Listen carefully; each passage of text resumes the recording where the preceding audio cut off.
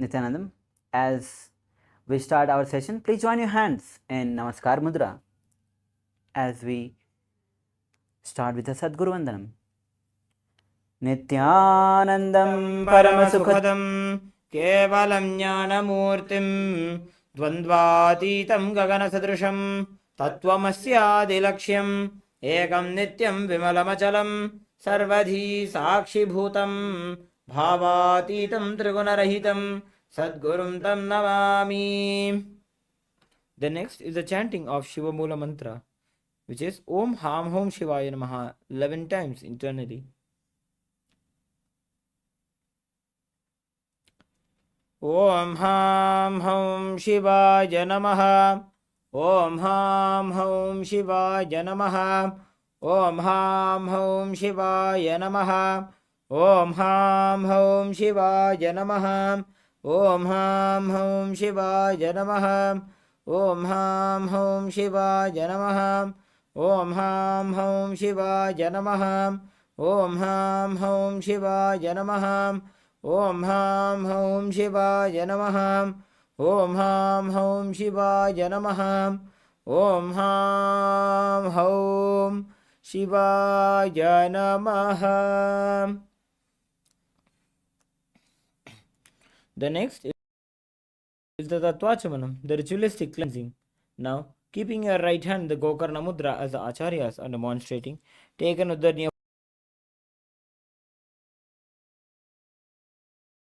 of water into your right palm. Sip the water thrice as we chant the following mantras. Om Atmatattvam Shodhayami Svadham. Om Vidyatattvam Shodhayami Svadham. Om Shivatattvam Shodhayami Svadham. Now please wash your hand. With the base of your right thumb, wipe your lips twice as we chant the following mantra. Om Ham Hridayaya Namaha.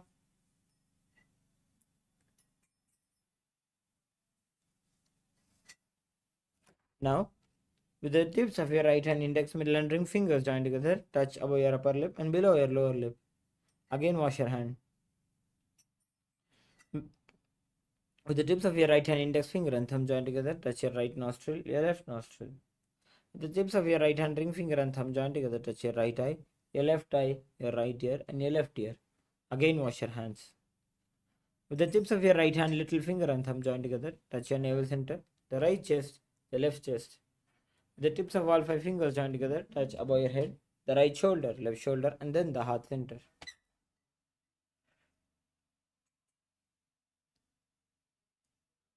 Again wash your hand. Next, we'll be performing the Sankalpa. Please clasp your hands and place them on your right thigh.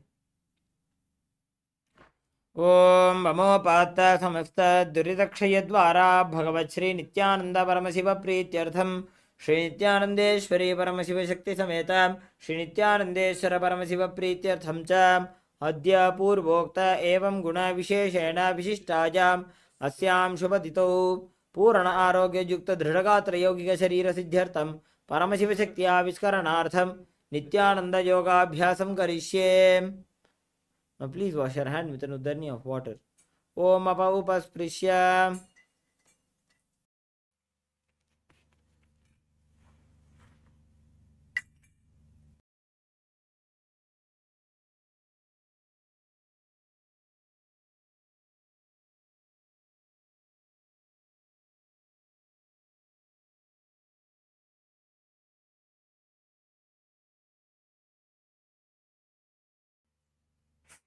Yes, as we have performed the ritualistic cleansing and made the conscious resolution, let's have a brief about the 12 components of yoga.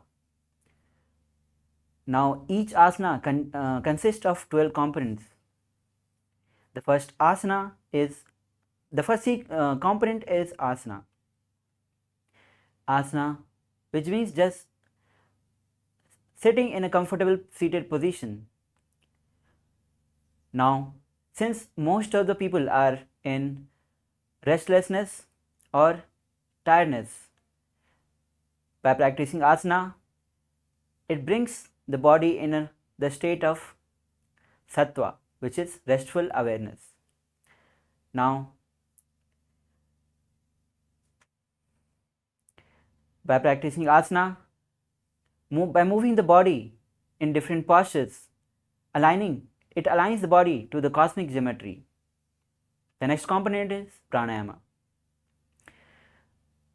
When you breathe, through the breathing process, when we inhale, through this process, prana goes in. Prana is life energy that comes in and goes out.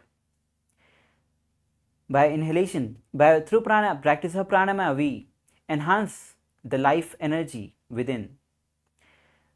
This process consists of three: Rechaka, Kumaka and Puraka. Puraka is inhalation of prana. Rechaka is when you hold the breath. Kumaka when you exhale from the body. The next component is mudras. Now mudras are the means of positioning the limbs, hands and even the tongue in a certain way to seal the prana. Now, it is a way of aligning to the cosmic geometry. Now, mudras is simply referred to as energy circuit connection. It stimulates the flow of prana shakti, the life force inside us. The next component is bandhas. Bandhas are basically the internal awakening of Kundalini Shakti. Now, active maintenance of a state of contraction or the pressure in the body is bandhas.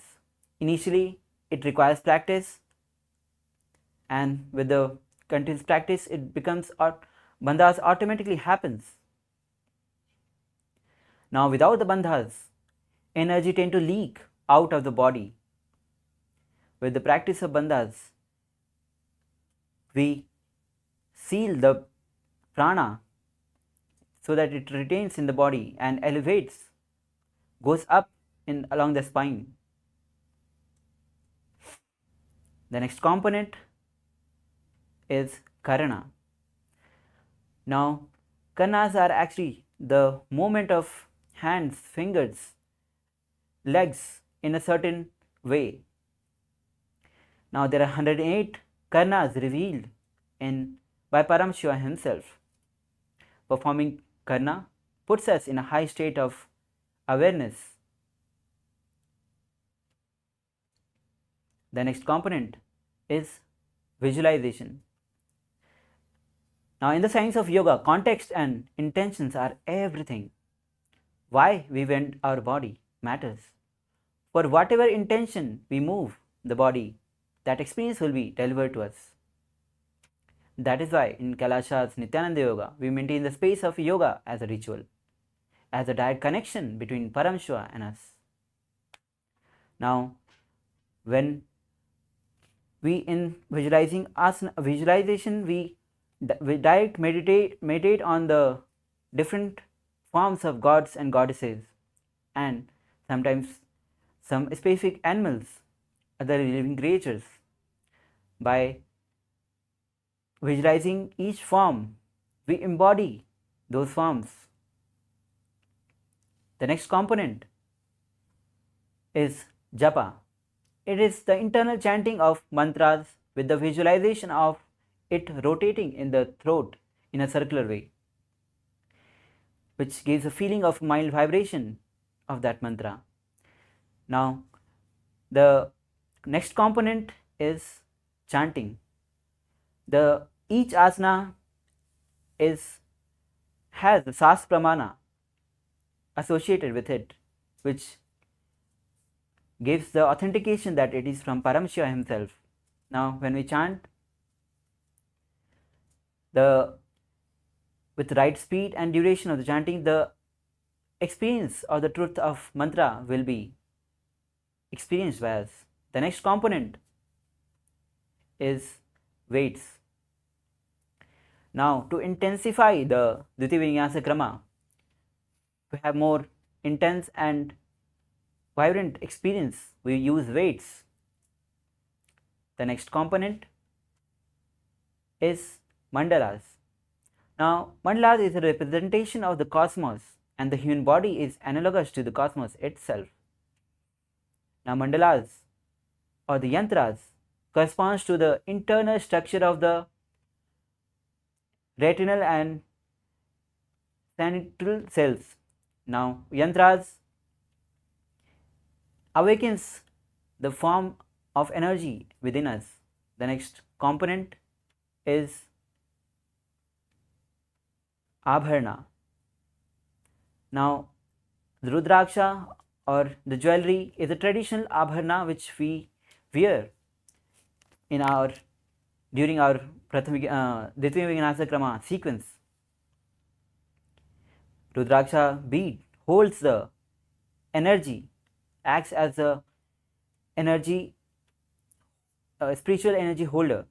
When we practice, it enhances our spiritual experience and puts us in the higher state. The next component is Aushadha. Now, Aushadha is a sacred alchemy science from the Siddha tradition. It combines sacred herbs, prana, and the most important, immortality. Now, we'll be using three types of Aushadha. Bhasma, as you can see, applied on our body 16 places. Kumkum on the third eye. Now, turmeric applying on the temples. Now, as we have briefed about the 12 components of yoga, 12 components of Nithyananda yoga, now we move on, starting our Dvitiya Vinyasa Krama sequence with the first asana, which is Sukhasana. Now, as we sit in the comfortable leg position, now bring both the index and thumb together in Bindu Mudra. Place it on the respective knees as you bring your head neck spine in a straight line. Now, visualize Lord Shiva in your inner space as you perform Samana Kumbhaka, which is flame or the heat rising up along the spine at the navel center. The japa is Soham. Perform all the three bandhas, which is Mool Bandha, Dhyana Bandha, and Jalandhar Bandha. Together is Mahamudra Bandha. तत्सुखासनमित्युक्तम् अशक्तस्तत्तमाचरेत् आसनं विजितं येन जितं तेन जगत्त्रयम्. Now release all the bandhas. The next asana is Parvatasana. Now as you bring both the legs in Padmasana, bring both the hands together at heart center, raise it above the head, visualize yourself as loud as Mount Kailas as you perform all the three bandhas. अथ पक्षे Mahadev पर्वतासनमङ्गलम्. Now release all three bandhas. Now bring soles of the feet together as we perform the next asana, which is Halipavasana. Bring both the hands at the back interlaced. Now gaze to the nose as you bend down. Bring the forehead on the ground behind the heels. Visualize Swamiji in your inner space as you perform all the three bandhas. पूर्वविधियाहु मे जानो उभयपकदली सम्पुटठानो. Inhale, rise up. The next asana is Nagipavasana. Now as you bring both the hands cupped front, visualize snake in your space, gaze to the nose as you perform Mahamudra Bandha in your space as you bring forehead on the ground behind the heels. पूर्वविधिपर्यागाने नीचौ वीकहु निभनास्यो लगाजी. Inhale, rise up. The next asana is Kokilasana. Now bring both the hands in Prana Mudra, touch the respective big toe. Now raise the legs up, bring it in Padmasana. Visualize, put the elbows down on the ground. Visualize bird in your space as you perform all the three bandhas. अथान्यदासनं वक्षे yen Sidho भवेन्नरः. Inhale, The next asana is Nithyananda. Now stack ankles on the opposite knee. Now hold the opposite elbows.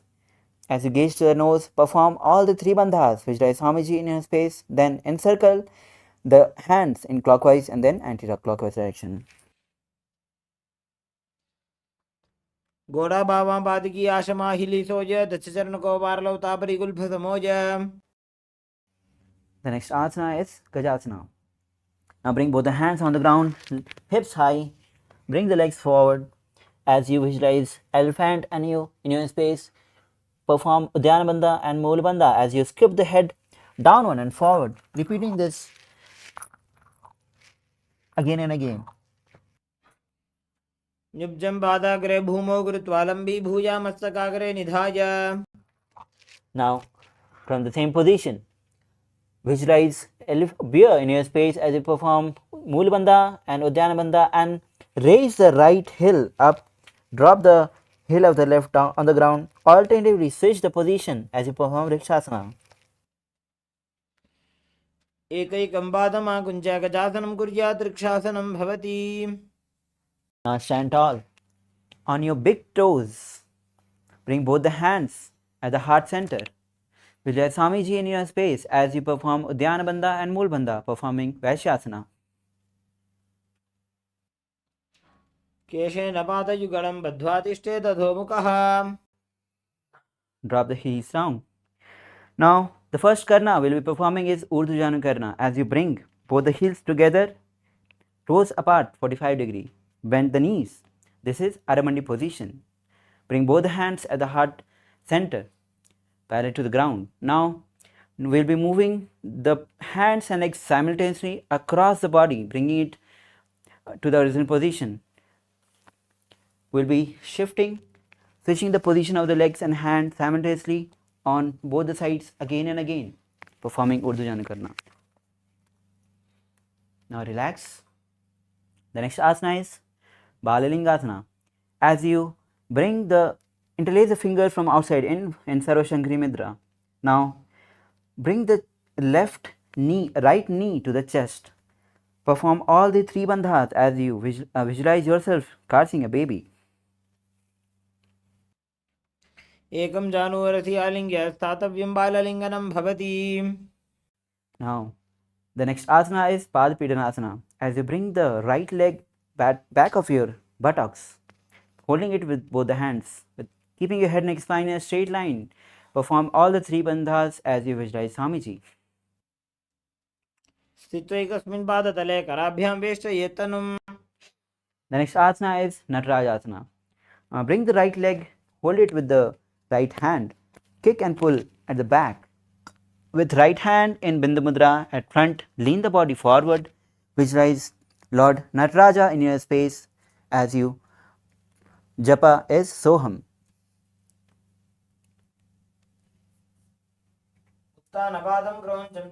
उत्तानपादं क्रौञ्चं च मरीचिं वीरभद्रकम्. Now relax. We'll be performing Balalingasana on the other side. Now stand on the right leg. Bring the left knee to the chest as you interlace the fingers in Sarvashankari Mudra outside in. Hold the knee to the chest. Visualize you are catching a baby as you perform all the three bandhas. एकं जानु ऊर्ध्वि आलिङ्ग्य स्थातव्यं बाललिङ्गनं भवति. Now drop the left leg down again. Bring the next asana is Padapidhanasana. Now bring the left leg at the back of the buttocks. Hold it with both the hands. Head, neck, spine in a straight line as you perform all the three bandhas, visualizing Swamiji in a space. स्थित्वैकस्मिन् पादतले कराभ्यां वेष्टयेत् तनुम्. Now the next asana we'll be repeating is Natarajasana. Now standing on the right leg, bring the left leg, holding it with the left hand. Now bring the right hand in Bindu Bindu at front, lean the body forward. Visualize Lord Nataraja in your inner space. उत्तानपादं क्रौञ्चं च मरीचिं वीरभद्रकम्. Now the next karana is Ardharichiti Karna. From the Aramandi position, which is heels together, toes apart at 45 degree, knees bend. Now bring the right leg behind the left, toes down, heels up. Now bring the left hand at the chest. Bring the right hand at the nose. Swing it like a pendulum on one side. Repeat it thrice. And then switch the position of hands and legs, performing Ardha Karna on the other side. Now relax. The next asana is we have skeleton dance. As you visualize yourself as pure bones, shake your body intensely without following any particular movement. Just visualize you have become a pure bones without any shyness, without any compulsion. Just shake your body. Shake. Now relax. The next karana is Katichina Karna. As you bring the legs in Arimandi position, bring both the hands at the back of the head, palms facing back. As we twist on right side, opening the hip and hand out wide, achieve the position of hip and hands on the other side, repeating this karana on both the side again and again is Katichina Karna. Now relax. The next asana is Tadasana. As you stand tall on the big toes of both the legs, bring the hands above the head, straight, palm facing each other. Visualize palm tree in your space as you perform all the three bandhas. महामुद्राबद्ध कोनो ताड़ासन विभेदकान. Of the heels down.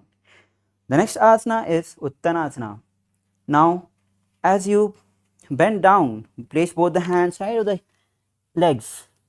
Visualize Swamiji in your space as you perform all the three bandhas. The japa is Sadashivoham. महामुद्राबद्ध कोनो ताड़ासन विभेदकान. Now, quickly grab the mala if you have dropped. Now, the next asana, place a position in the plank position. Now, the next asana is Tarakshasana. Tuck the chin to the chest as you rotate the head left and right in Tarakshasana. Vijay Swamiji in your space. गजासनवस्थित्वा मस्तकं वारं वारं दक्षिणकुक्षिं सव्यकुक्षिं लजेत्. Now lower your body down on the ground. Now toes facing back, hands side of the chest. Now as you lift the chest up, open mouth wide and inhale through the hollow of the throat. Visualize cobra in your space. This is Bhujangasana. अंगुष्ठनाभिपर्यन्तम् अधोभूमो विनिन्यसेत्. The next asana is Sasasana. As you bring the body in plank position. Now bring the right knee to the chest and alternatively bring the left and right, or bringing it, repeating this sequence again and again. Vijay Swamiji in your space as the japa is Shivoham.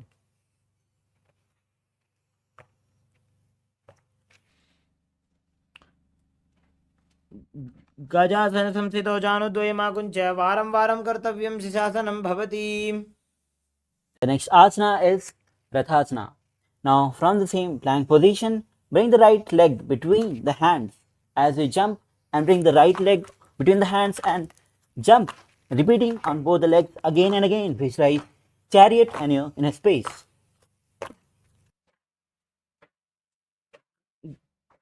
गजासन संस्थितो एकैकं पादं पूर्वमार्गेण भ्रामित्वा कर्तव्यं रथासनं भवति. Now relax as we move to the next asana, which is Virabhadrasana. Now with right leg front, toes facing forward, left leg back, feet facing sidewise. Bring the right knee at 90 degree.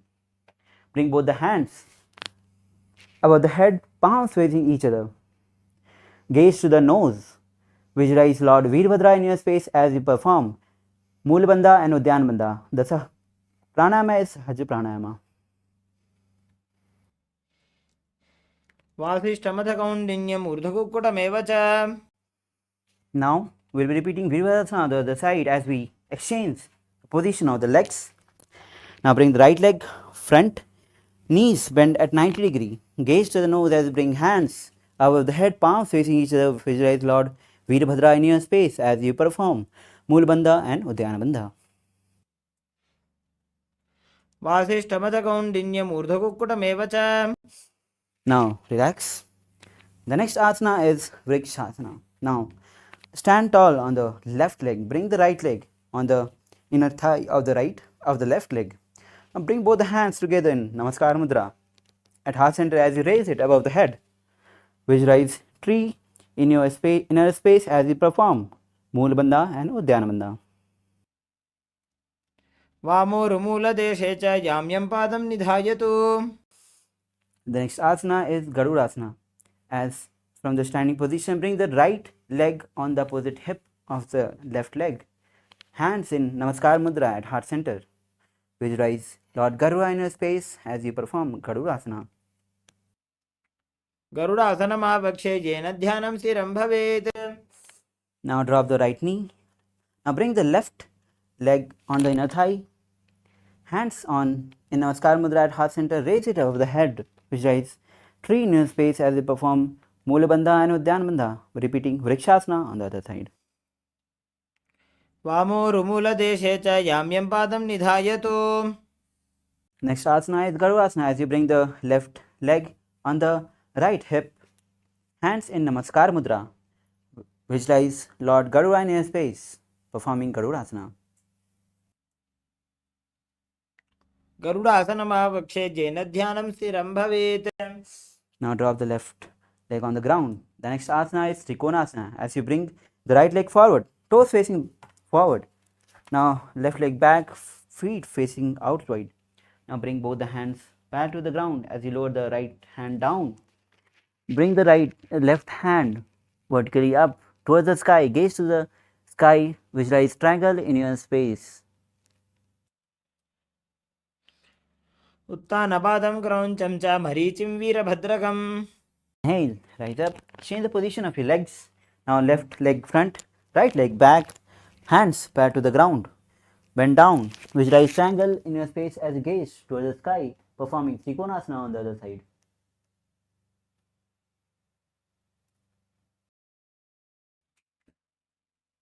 उत्तानपादं क्रौञ्चं च मरीचिं वीरभद्रकम्. Inhale, rise up. The next Karana we'll be performing is Nikutaka Karana. Again from the Adamandi position. Bring both the hands at the heart center, left hand down, right hand up, palms facing each other. Lift the right leg hill. Now we'll be exchanging the position of hands and legs simultaneously on each side, alternatively, again and again, repeating this. This is Nikutaka Karna. Now relax. The next asana is Angushthasana. As we, with the sit with toes tucked, bring the perineum on the heel, knees together, palms together. Then japa is Sadashivoham. Visualize Swamiji in your inner space. The new pranayama we'll be performing is Brahmari pranayama through a few sequence of asanas coming up. Where Brahmari pranayama is when you inhale like a male bee and exhale like a female bee.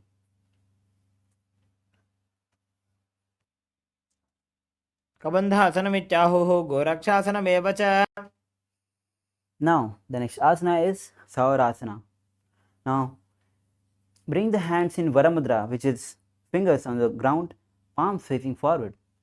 Now bring the right leg forward, toe facing up. Visualize Swamiji in your inner space as you continue performing Brahmari pranayama. प्रसार्य एकं पादतलं संस्थाप्य त्वेकपादकम्. Vidhunanasana. Now from the same position, right hand in Pranamudra, hold the left leg big toe. Now bring the left hand, hold the ankles of the left leg, touch the head to the knees. Gaze Vijay Swamiji in your space as you continue performing Brahmani pranayama.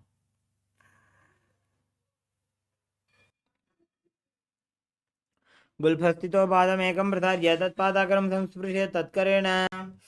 Inhale.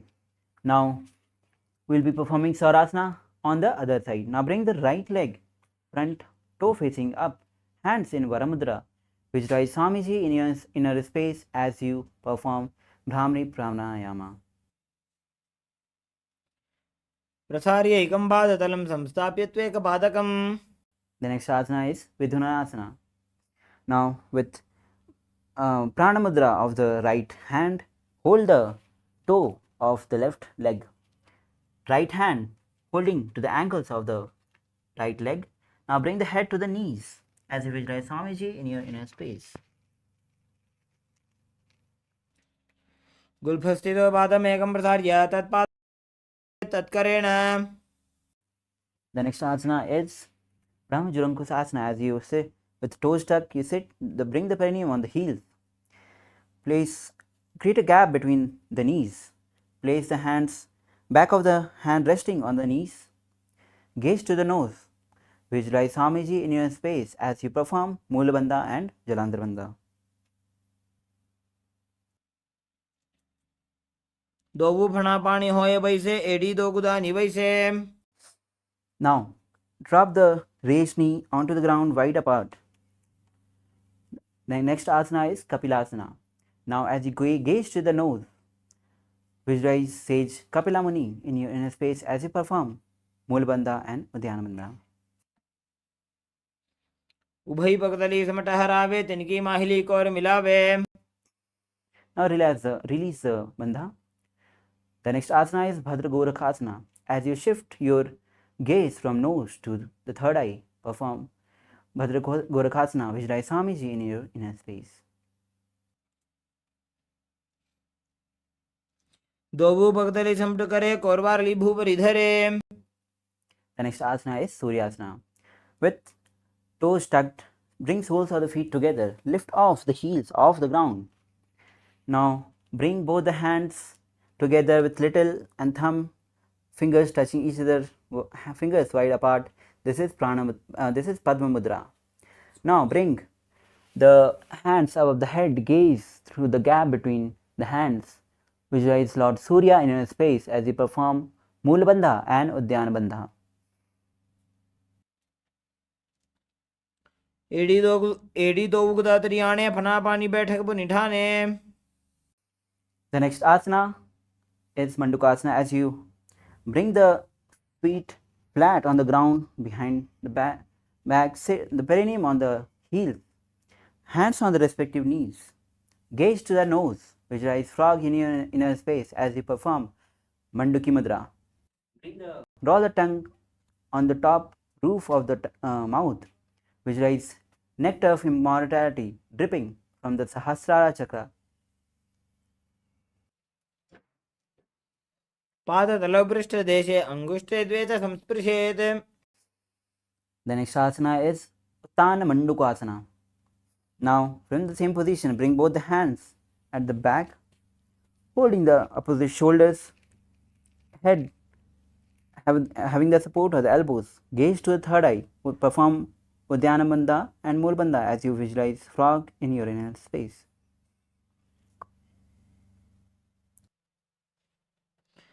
पादतलोपृष्ठ देशे अंगुष्ठे द्वे च संस्पृशेत्. The next asana is Simhasana. As you cross the ankles at the back, bring both the hands on the respective knees. Gaze to the nose. Now visualize lion in your space as you open mouth wide, stick out the tongue and exhale forcibly.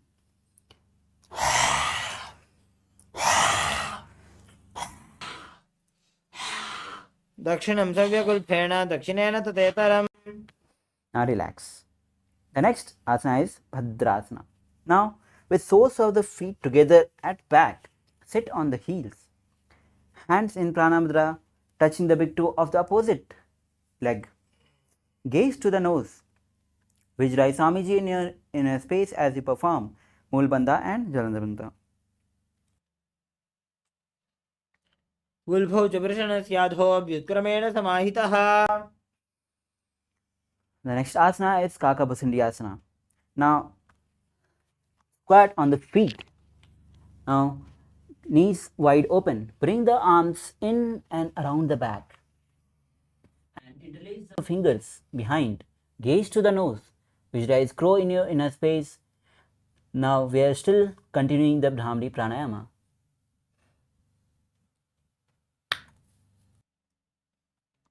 प्रथमे वैसकोकटाने दो हाथ पगम बीच आने. Now, unwrap the hands and place it on the ground at front. Next asana is Kapilasana, Kanipavasana. Now, bring the knees on the back of the arms towards the armpit. Now, lean forward. Lift off the feet off the ground. Visualize Swamiji in your inner space. आसन को गुण आशी दुष्टा होई तो आशी होई. Now, the next asana is Kapilasana. With both the hands on the ground, shoulder width apart. Bring the head, the crown center on the ground, forming a triangle. Now bring the elbows on the arms towards the armpit. Raise the feet. Now raise the feet vertically up. Visualize Swamiji in your inner space performing Kapilasana. Gaze to the nose.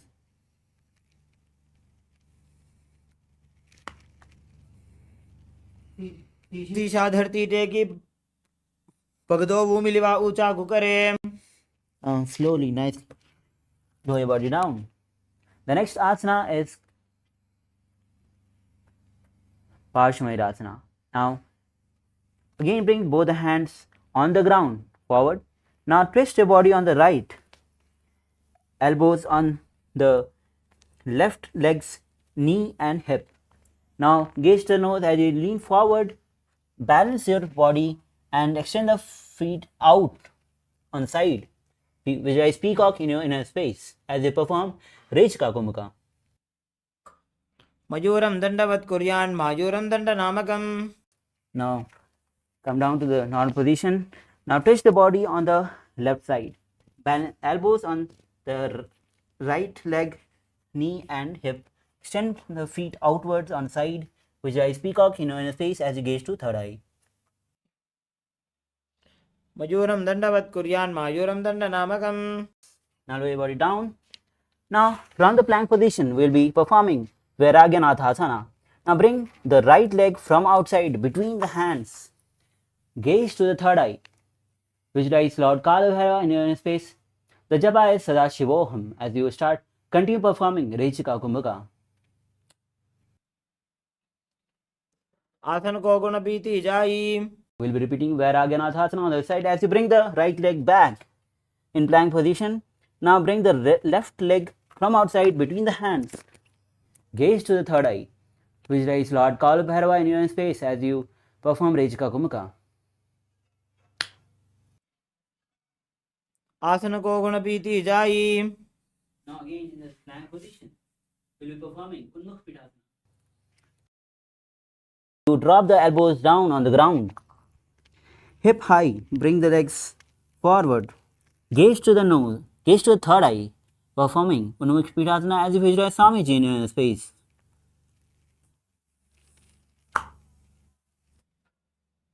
भून्यस्तो जानुनी हस्तो चतुष्पदम वाङ्मुखम. Now again from the plank position. The next asana is Vasisht asana. Now with right hand palm on the ground, hand palm straight, rotate the body on left. Bring the left hand towards the sky, gaze towards the sky as you visualize says Valmiki in your space, sage Vasishtha in your space, performing Vasishtha asana. वासिष्ठमथ Kaundinya मूर्धकुक्कुटमेव च. Now rotate your body on the other side with left hand on the ground, right hand toward the sky. Visualize Vasishtha in your space, performing Vasishthasana on the other side. ऊर्ध्वकुक्कुट Vasishtha मरीचिहल मत्स्यकम. Now sit with your legs extended forward, toes facing up. Bring both the hands underneath your buttocks, palms facing up. Gaze to the nose as you visualize Lord Hanuman in your space, perform Mulabandha and Jalandhar Bandha. दोवु करगी उभे हथेली कोरबारली में ले भेली. From Jalandhar Bandha, as you bring both the hands in Prana Mudra, we'll be performing Paschimottanasana. As you hold the big toe of the respective leg, bring the head to the knees. Perform all the three bandhas. Visualize Swamiji in your inner space.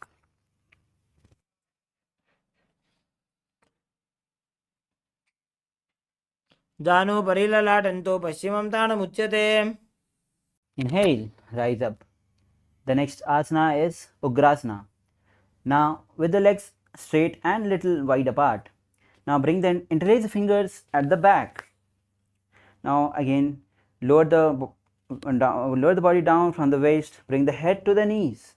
Perform all the three bandhas as you visualize Goddess Kali in your inner space. स्वपाणिभ्यां दृढं धृत्वा जानुपरि शिरोऽन्यसेत्. Inhale, rise up. The next asana is Marichyasana. As you bring the right heel towards the perineum, knee raised. Now wrap the hands around in the back. Interlace the fingers. Now bend down, head to the knees. Visualize Sage Marichi in your inner space. उत्तानपादं क्रौञ्चं च मरीचिं वीरभद्रकम्. Inhale, rise up. The next asana is Mahamudrasana. As you drop the raised knee to the ground, gaze to the nose as you bring the head to the knees, holding both the leg with both the hands, hold the left feet. As you perform all the three bandhas, visualize Swamiji in your inner space. महामुद्रां प्रवक्ष्यामि तन्त्रेऽस्मिन् मम वल्लभे. Inhale, rise up. Now bring both the legs straight. Now extend forward. Now bring the left heel to the perineum, knee raised. Wrap the hands around at the back. Bring the head to the knees. Gaze to the nose as you visualize Sage Marichi in your inner space.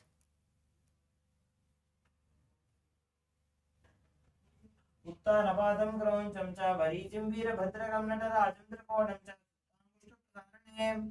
Inhale, rise up. The next asana is Mahamudrasana. As you drop the raised knee to the ground, gaze to the nose, head to the knees, performing all the three bandhas, visualize Swamiji in your inner space. महामुद्रां प्रवक्ष्यामि तन्त्रेऽस्मिन् मम वल्लभे. Inhale, rise up. Bring soles of the feet together. Heels close to the perineum. The next asana is Bhadrasana 2. Interlace the fingers at the back. Interlace the fingers on the feet. Gaze to the third eye. Visualize Swamiji in a space as we still continue the Rechka Kovika.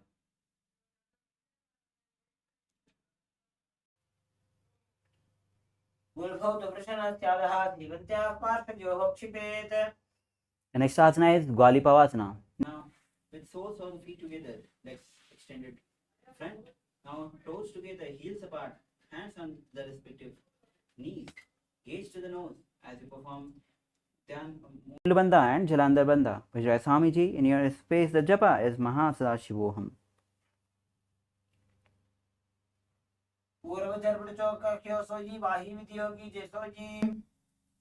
The next asana is Joni asana. As you bring the soles of the feet together, heels close to the perineum.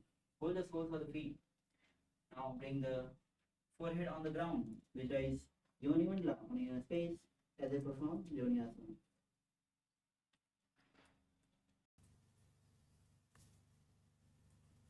दो बहुतली संपट करे कोरबाली भूपरि धरे.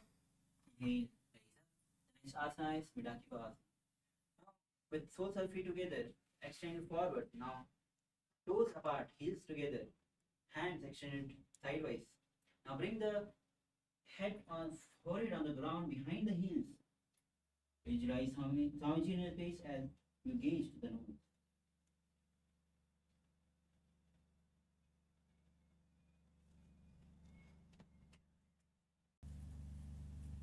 पूर्व विधि परिपक्तले संपूर्ण शौर्य एडी मिली राशे. The next asana is Siddhi Samadhi asana. With Toes of the feet together. Heels close to the perineum. Heels apart, toes together. Bring both the hands beneath the legs. Now bend down. Bring the forehead on the ground. Touch the throat to the feet. Now visualize Swamiji in space as it performs Siddha Samadhi asana.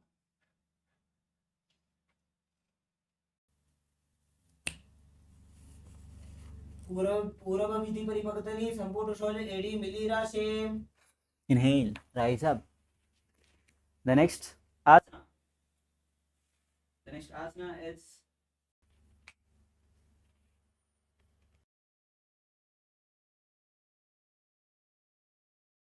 together. Open feet like a book. Bring the elbows on the respective shoulder. Gaze to the nose. Visualize Swamiji in your inner space. दो पगा की AD धरती मगिवा मेढ़ लगावे. Inhale, rise up. The next asana is Sarpadshokasana. With the soles of the feet together, heels towards the perineum. Bring both the hands on the respective knees. Gaze to the third eye as you perform Mulabandha and Udyanabandha. Vijay Swamiji in your inner space. दो पगदली संपुट धारे आगाने करे जारे बसारे. Now release Udyanabandha. The next asana is Bhairavasana. Now with toes tucked on the ground, lift the heels up. Bring the knees onto the ground, wide apart. Bring both the hands in Bindu Mudra on the respective hands. Gaze to the third eye. Visualize Lord Kalabhairava in his inner space as you perform Mulabandha and Udyanabandha. गुल्फो संपीटे चान्योन्यम विक्रमेणोत्थितं शनैः. Now relax. The next asana is Samanasana. As you bring the left heel close to the perineum, lift the right leg to the chest. Gaze to the third eye. Visualize Swamiji in your inner space. समानासनमापक्षे सिद्धमन्त्रादि साधनात्. The next asana is Apanasana. From the same position, bring the right leg on the shoulders of the right. Now lift the left leg. Gaze to the third eye. Vijay Swamiji in your inner space. केवलं पादमेकं च स्कन्धे चारोप्य यत्नतः. Now we'll be performing Samanasana on the other side as you bring the right heel to the perineum. Lift the left leg to the chest. Gaze to the third eye as you visualize Swamiji in your inner space. समानासनमापक्षे सिद्धमन्त्रादि साधनात्. Now the next asana is Samanasana. Repeat it on the other side as you bring the left leg on the top of the shoulders. Lift the other right leg. Gaze to the third eye. Vijay Swamiji in your inner space. केवलं पादमेकं च स्कन्धे चारोप्य यत्नतः. Now drop the legs on the ground.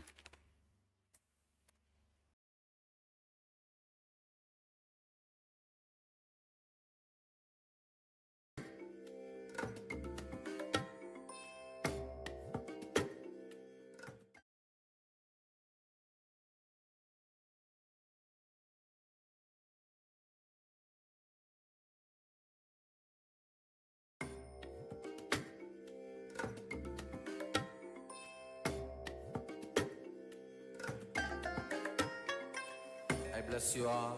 Let you all open all your three eyes and manifest the powers of Mahar Sadashiva. Om Nithyananda Paramashivoham.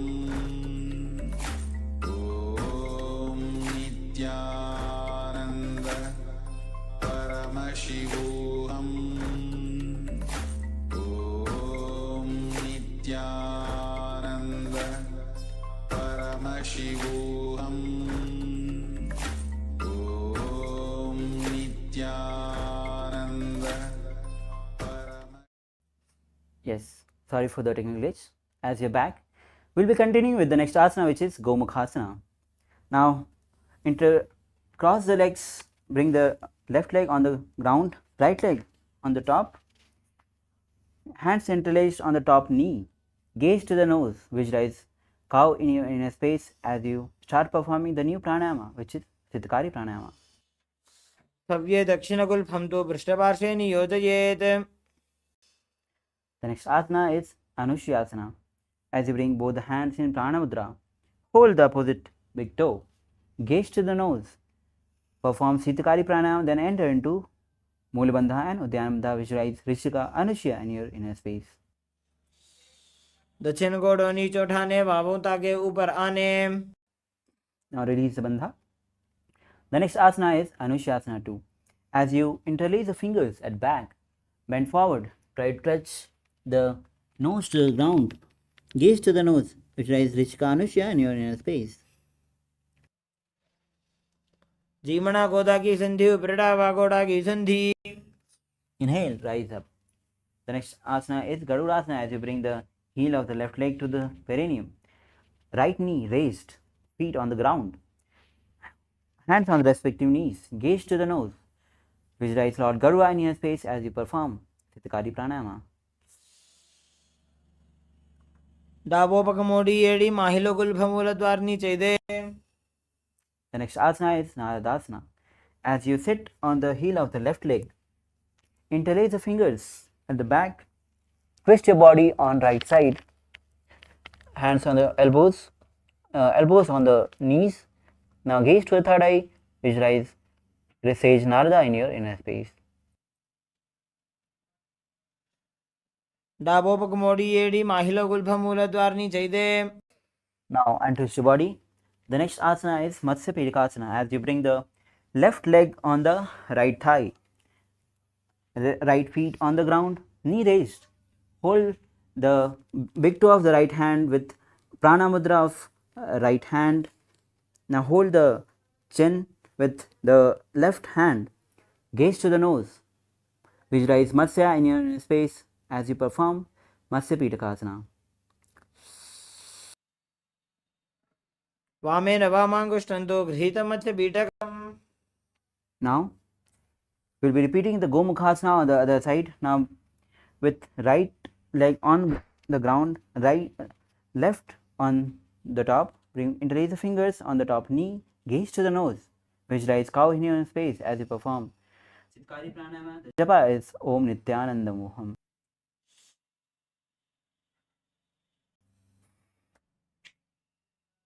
सव्ये दक्षिणगुल्फं तु पृष्ठपार्श्वे नियोजयेत्. The next asana is Anushasana.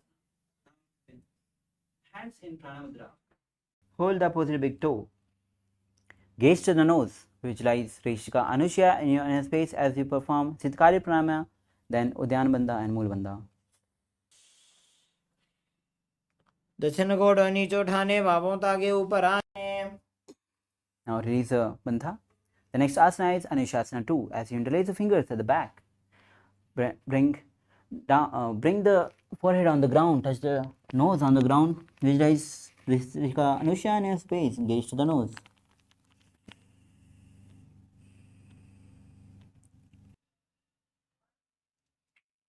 जीमणा गोदा की संधि, उपरिटा वागोड़ा की संधि. Inhale, rise up.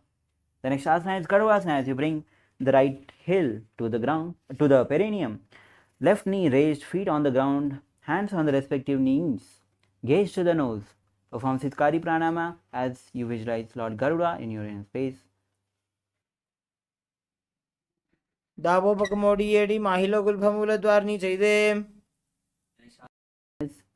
Naradasana. As you sit on the right heel, interlace the fingers at the back, twist on the left side, visualize Sage Narada in your inner space, gaze to the third eye. पृष्ठजुबां पगतली केरी, भूपरिता ही लगावे फेरी. Now untwist your body. The next asana is Matsya Pirikasana. As you bring the right leg on the left thigh, now hold the left big toe with the left hand in Pranamudra. Hold the opposite with right hand. Hold the chin. Gaze to the nose. Perform Sitakari Pranayama as you visualize Matsya in your face. वामेन वामांगुष्टंतो गृहीतमस्य बीटकम् योनि वामेन संपीड्य मेढ्रादुपरि दक्षिणम्. Now both the legs extended forward. The next asana we'll be performing is Matsyendrasana. Now bring the left leg on the right thigh. Lift the right leg, knee up, feet on the ground. Now twist towards the right, bring the elbow of the left on the right knee. Fingers touching the ears, left hand on the ground at the back, gaze to the third eye, performing Masendrasana. Visualize sage Masendranath in your inner space. उदरं पश्चिमाभासं कृत्वा तिष्ठति यत्नतः. The next asana is Kubasana. As you bring the left hand in Pranamudra, hold the right leg, big toe. Right hand on the ears, gaze to the third eye, twist back, performing Kubasana, visualize camel in your space. आसन को गुण झोलो जाए. Now drop the hands on the ears on the ground. Hold the chin with the left hand. Twist back, gaze to the third eye, performing Masendrasana 2.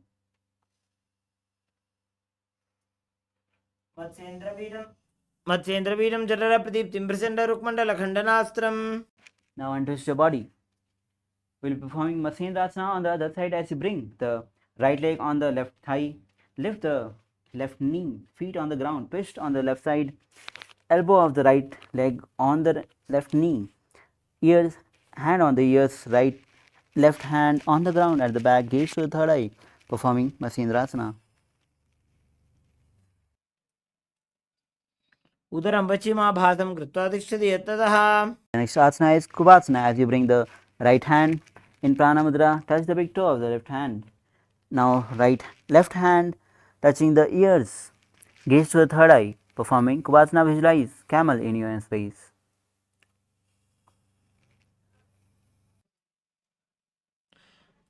मत्स्येन्द्रवीरं जठर प्रदीप्तिं प्रचंड रुक्मंडल खंडनास्त्रम्. The left hand on the ground in the back, hands on the chin of the left, gaze to the third eye at the back, performing Masendrasana 2.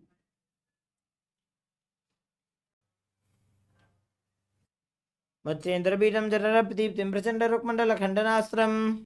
Now untwist your body. Cross the legs in Padmasana. As we perform Padmasana, bring both the hands on the respective knees, gaze to the nose, perform Siddhkari Pranayama, then enter into all the three bandhas, Mool Bandha, Udyan Bandha and Jalanda Bandha. मत्स्येन्द्रवीरं जठर प्रदीप्तिं प्रचंड रुक्मंडल खंडनास्त्रम्. Release all the bandhas. Now the next asana is Padmasana 2.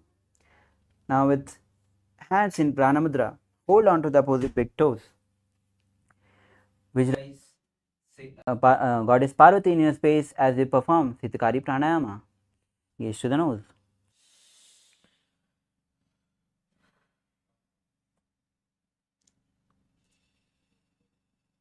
उत्तानो चरणौ कृत्वा ऊरु संस्थौ प्रयत्नतः. Now relax. The next asana is Kukkutasana. Now with legs in Padmasana, bring both the hands between the thigh and calves. Hands on the ground. Now lift the body off the ground. Visualize yourself as a rooster performing Kukkutasana. The pranayama is Sahaja Pranayama. The japa is Om Nithyananda Mahar Loka. पद्मासनं सुसंस्थाप्य नान्वोरौरन्तरे करौ. Body. The next asana is Baddhakiki asana. As you bring both the hands on the ground. Now fingers towards the body. Bring the elbows side of the navels as you lift off the legs off the ground. Visualize Swamiji in your space as you perform Baddhakiki asana. धरामष्टभिकृत्वेन तत्कुरु प्रस्थापितानाभिपार्श्वः. The next asana is Mayurasana. Now with both the hands on the ground, fingers facing towards the body, bring the elbows side of the navels as you lift off the feet off the ground. Visualize peacock in your space performing Mayurasana. अथ पक्षे महादेव मयूरासन उत्तमम्.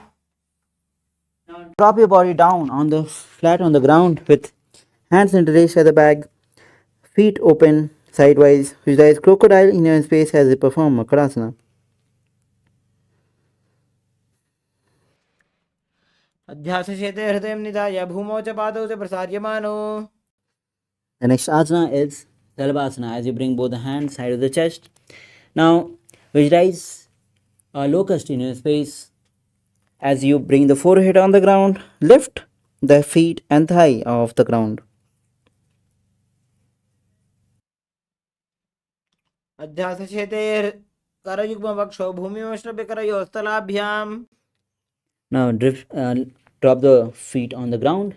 The next asana is Ustrasana. Now hold the feet with the respective hands. Bring it towards the ground by the side of the hip.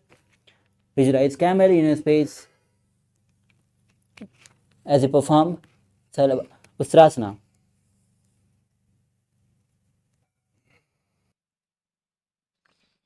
अध्यासशेते पदयुग्मव्यस्तौ पृष्ठे निधाय विधृतं कराभ्याम्.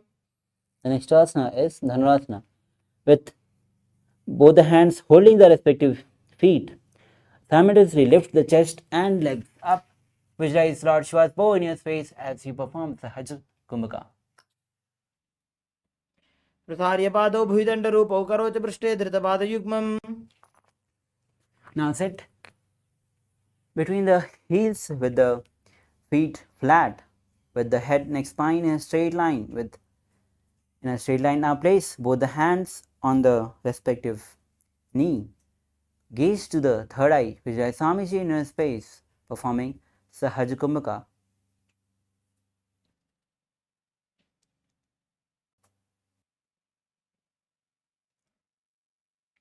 उल्टा मोड़े पादौ वैसे बहुरो जुगति करे एक ऐसे.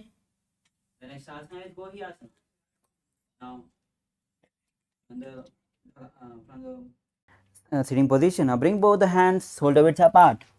Interlace the fingers. Bring the crown center on the ground. Hold hands with the hands giving a support to the head. Now bring the hips up. Bring the feet forward as you lift the feet off the ground. Bring the knee to the chest. Try to touch the knee to the chin. Performing Gohyasana. दो हाथ की कोहनी जोई पुन्य कलाई जाने दोई. The next asana is Sisasana, as you raise the legs up vertically. Gaze to the nose as you visualize Swamiji in your inner space. विपरीतं मण्डलं च द्विदैव विदितं हिनः. Now drop the legs down. Bring the legs extended forward. Now the next asana is Pradhyasana.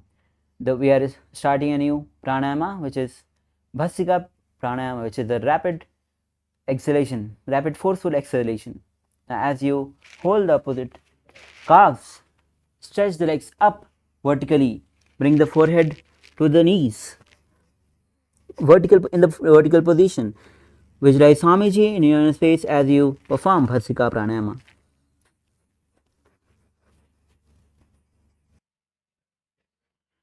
दो हाथ पग बाहर आने घोड़ा तरे कागज उठाने. The next asana is Parihasana. Now bring the legs at 45 degree angle. Now bring both the hands behind and hold to the opposite shoulders. Now keep the chest up. Now legs straight, gaze to the nose, gaze to the third eye as visualize mace in your space. उत्तानसेनं कृत्वा पादौ मिलित्वा प्रसार्य. The next asana is Navakasana. As you again bring the legs at 45 degree, legs straight, hands parallel to the ground, gaze to the third eye. Perform Bhasika pranayama, visualize Swamiji in your inner space.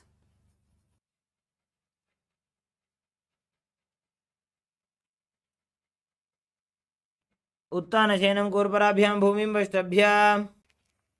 The next asana is Rudrasana.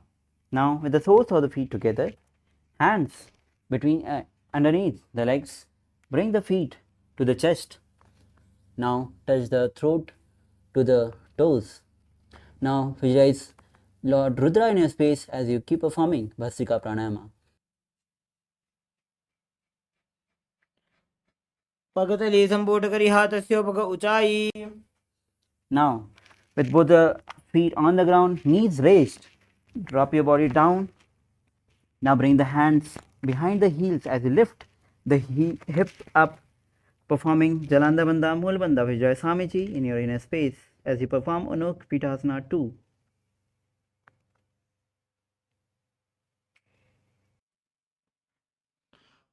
ऊर्ध्वे च जानुनी कृत्वा शवित्वोर्ध्वमुखं तथा.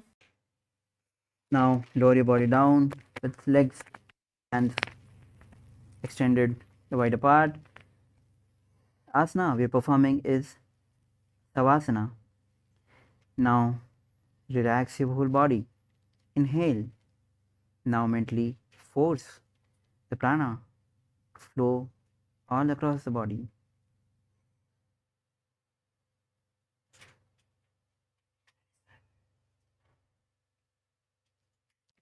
उत्तानं शववद्भूमौ शयनं तु शवासनं शवासनं श्रान्तिहरं चित्तविश्रान्तिकारकम्.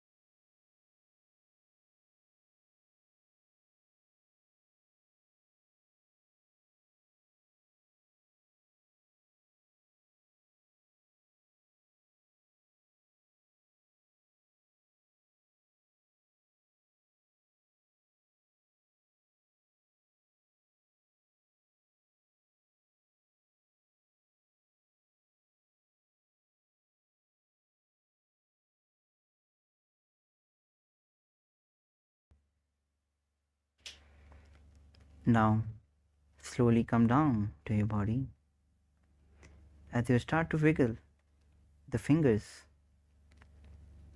the ankles, the elbows, the legs, hands. Now as you bring the knees to the chest, holding on with both the hands, rocking it side to side. As you sit comfortably. Now we have successfully completed 108 sequence. Congratulations. Now we are entering into the last 200 asanas of Dviti Vinyasa Krama. Now the first asana is Yatha Sanishthasana. As you sit seated in a comfortable position, which brings you ease to your physical and mental space. Bring both the hands in Bindu Mudra. Place it on the respective knees. Visualize Swamiji in your inner space. As you perform Samana Kumbhaka, visualizing heat, flame raising up along the spine towards the navel center. Now, through all the 200 asanas of the Dviti Vinyasa Krama, we will be having the japa of Om Nithyananda Paramashivoham. And the common bandha in all the asanas is Mula bandha. Now let's perform Yathasanishthasana as you inhale slowly, hold and exhale slowly. पर्यङ्कं तत्समाख्यातं यतसंस्थं यथा स्थितिः. The next asana is Samanasana. Now with the same seated position from the last asana, take the long deep inhalation, hold, and then take again prolonged inhalation, hold and then exhale, repeating it again and again. This is Samanasana. Visualize Swamiji in your inner space. इदानीं गर्भिणीनां योगाभ्यासो यथा लघु. The next asana is Muktasana. As from the same seated position, bring the left leg towards the genital region. Now right foot on the top of the left, hands face down on the knees, gaze to the nose. Vijay Swamiji in your inner space. निपीड्यसि विनीं सूक्ष्मां दक्षिणेतरगुल्पतः वामं याम्येन गुल्फेन मुक्तासनमिदं भवेत्. The next asana is Siddhasana. From the same position, shift the gaze to the third eye. This is Siddhasana.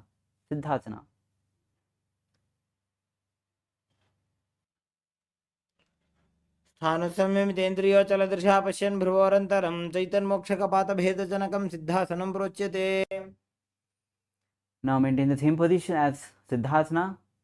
We will be performing Siddhi Asana as you switch the gaze to the ground in front.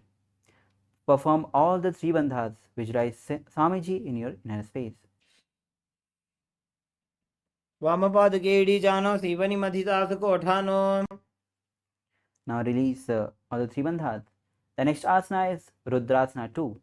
As you rotate the hands on the top of the knees, bring it in the Bindu Mudra, placing it on the respective knees.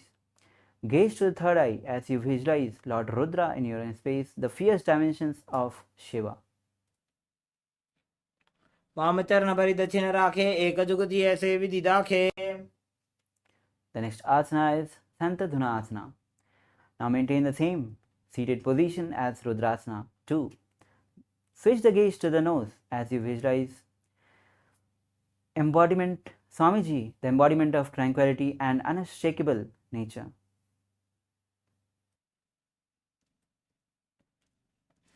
आसन की गुण मन की चंचलता meet. The next asana is Siddhasana 2. Now maintain one heel on the top of the other. Bring the left hand to the navel, cupping one palm over the other, resembling a lotus flower in Samputta Mudra. Visualize Swamiji in your inner space as you keep performing Samana Kumbhaka. ऋजुकाय समासीन सिद्धासनमुदीरितं प्रसार्य भूरि पादौ तु दोर्भ्यामङ्गुष्टमादरात्. Now the next asana is Bandha Yoni Asana. Maintain the same seated position.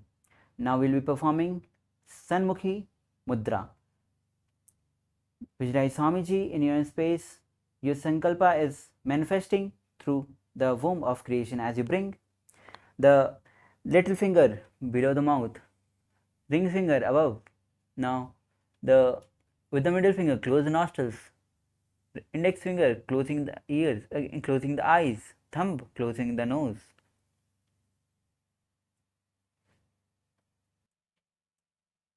योन्यासनं पर्वतेन योगं योगफलेनिलम्. Now release. The next asana is Virasana. Now place one foot on the thigh of the opposite. Now touch the thumbs and index finger in Bindu Mudra. Place it on the respective knees. Visualize Swamiji, the embodiment of space and state of bravery. एकं पादमथैकस्मिन् विन्यस्योरुणि संस्थितः. The next asana is Valmiki Asana. The left heel on the right side, genital organs, not the toe on the thigh. Now bring the right foot on the left leg, toe by the knees. Now hands on the respective knees in Bandha Mudra. Gaze to the third eye as you visualize great sage Valmiki, the poet and the author of Ramayana. डावा पग की बगतली पुनी एड़ी है जोज. The next asana is Joni Mudra Asana, the keeping the legs in the same position. Now switch the gaze to the nose. Bring the hands on the ground, on the knees, palms facing down. Visualize Yoni Mandala in your inner space. वामपाद की बगतली जाहि माहिली core. The next asana we'll be performing is Yoni Asana. Now from the same seated position, gaze to the third eye as you visualize Yoni Mandala, representing Goddess Devi and Shakti, symbol of creativity, energy and creative energy of the universe. योन्यासनं पर्वतेन योगं योगफलेनिलं तत्कालफललं तावत् खेचरो यावदेव हि. The next asana is Bhadrasana 3 as you bring the soles of the feet together, holding it with both the hands, heels close to the perineum. Gaze to the nose as you visualize Lord Veerbhadra in your inner space. Perform the Mool Bandha and Udyana Bandha. गुल्भौ च वृषणस्यादः सीवन्त्याः पार्श्वयोः क्षिपेत्. Now release Udyana Bandha. The next asana is Aghorasana. Now with the same soles of the feet together, heels close to the perineum. Gaze to the third eye. Now visualize yourself as a Aghori. We'll be performing Kechika Mudra. Now bring the right hand closing with the nostrils, closing the mouth. Now close the left nostril with the fingers. Now inhale from the right nostril. Hold, then close the left nostril. Exhale from the right left nostril. Kechari Mudra. Now bring the tongue rolled up in Kechari Mudra.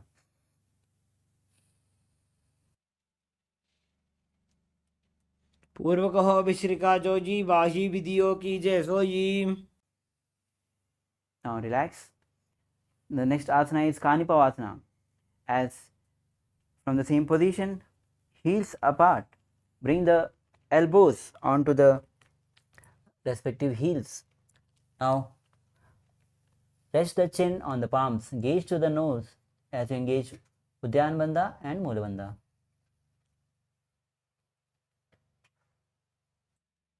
वाली पाव आसन कक्ष्यो है जैसे Yahoo में जाने विधि तैसे. Hail, rise up. The next asana is Parasana. Now sit with the knees raised. Now arms between the thighs and calves. Interlace the fingers, feet off the ground, gaze to the nose. As you visualize Swamiji in a space, the next pranayama will be starting is Rechika Kumbhaka pranayama.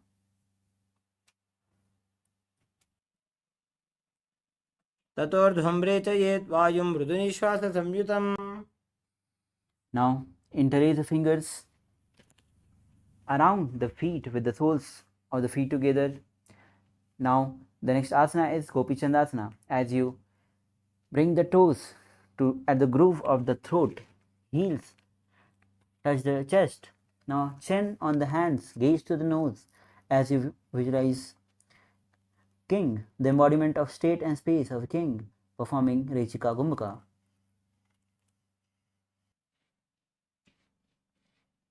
पूरब विधिपका का अंगूठा कंठ को पुराशे.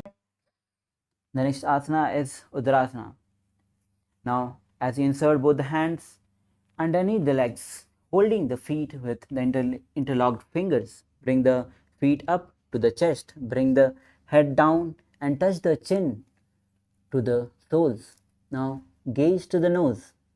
As you visualize Swamiji in your inner space, visualize your body is free from any defects.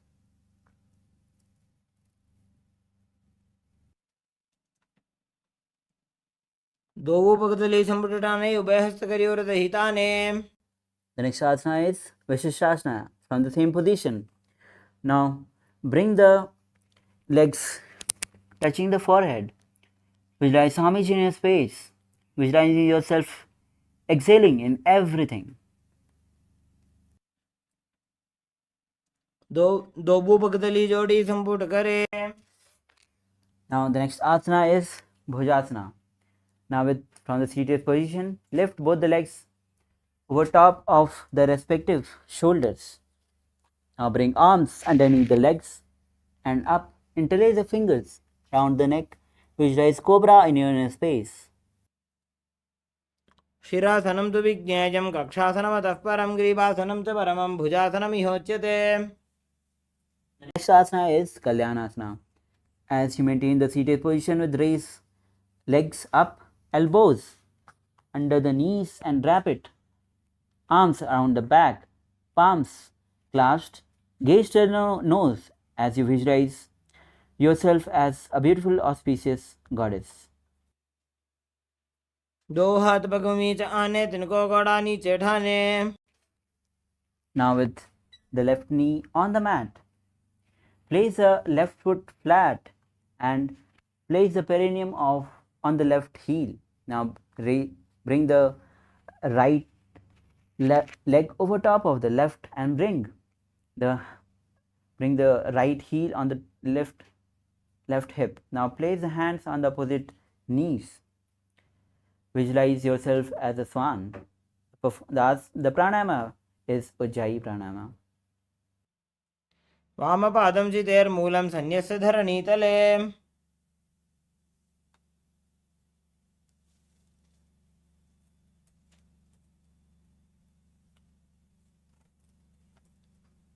The next asana is Dhenukasana.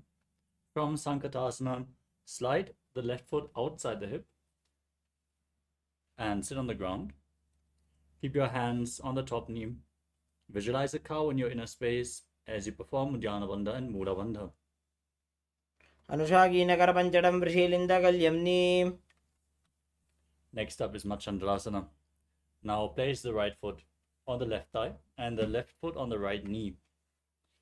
Bring the left arm behind your back and twist your spine so you can hold on to the opposite thighs with your hands. Gaze to the third eye and visualize Swamiji in your inner space. प्रथमजी मनोचरणजोजी वामजङ्गपरिराखे sooji. Maintain your feet in the same position, but untwist your spine. Hold onto the big toes in Prana Mudra and lean forward and down, placing your forehead on the ground as you visualize Swamiji in Machandrasana too.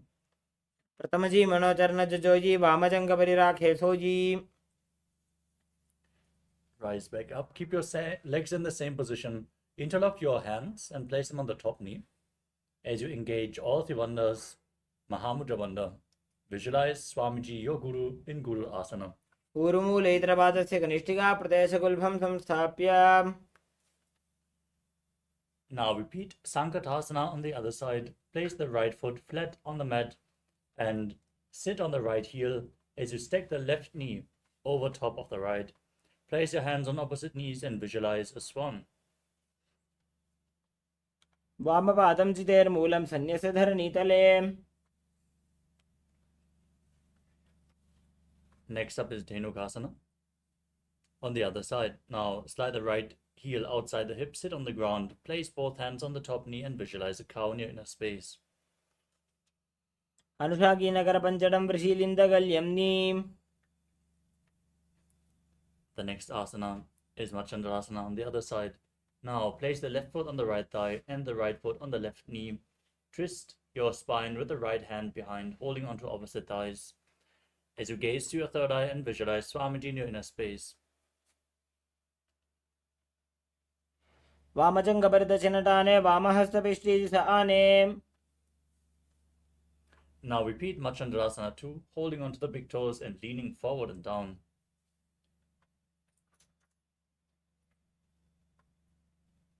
प्रथमजी मनोचरणजोजी वामजङ्घपरिराखेसोजी.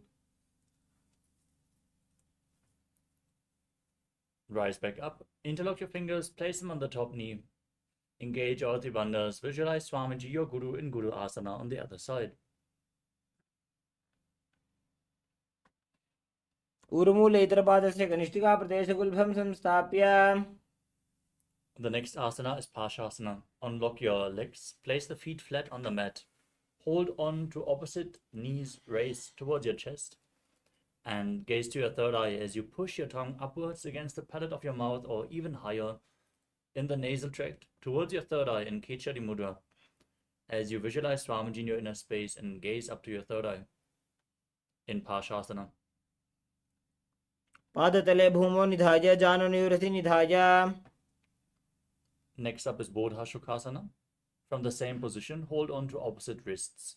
Pull your knees against your chest and tuck your chin down against the knees as you gaze to your nose and visualize Swamiji. दोबु भगतली भूपरिधरे कोरमाहिलीय शेखरे. Next up is Kudakatasana. From the same position, bring your hands underneath the knees and hold on to opposite elbows. Keep your legs close to your chest. Keep your tongue up in Kechari Mudra as you gaze to your nose and visualize Swamiji in your inner space.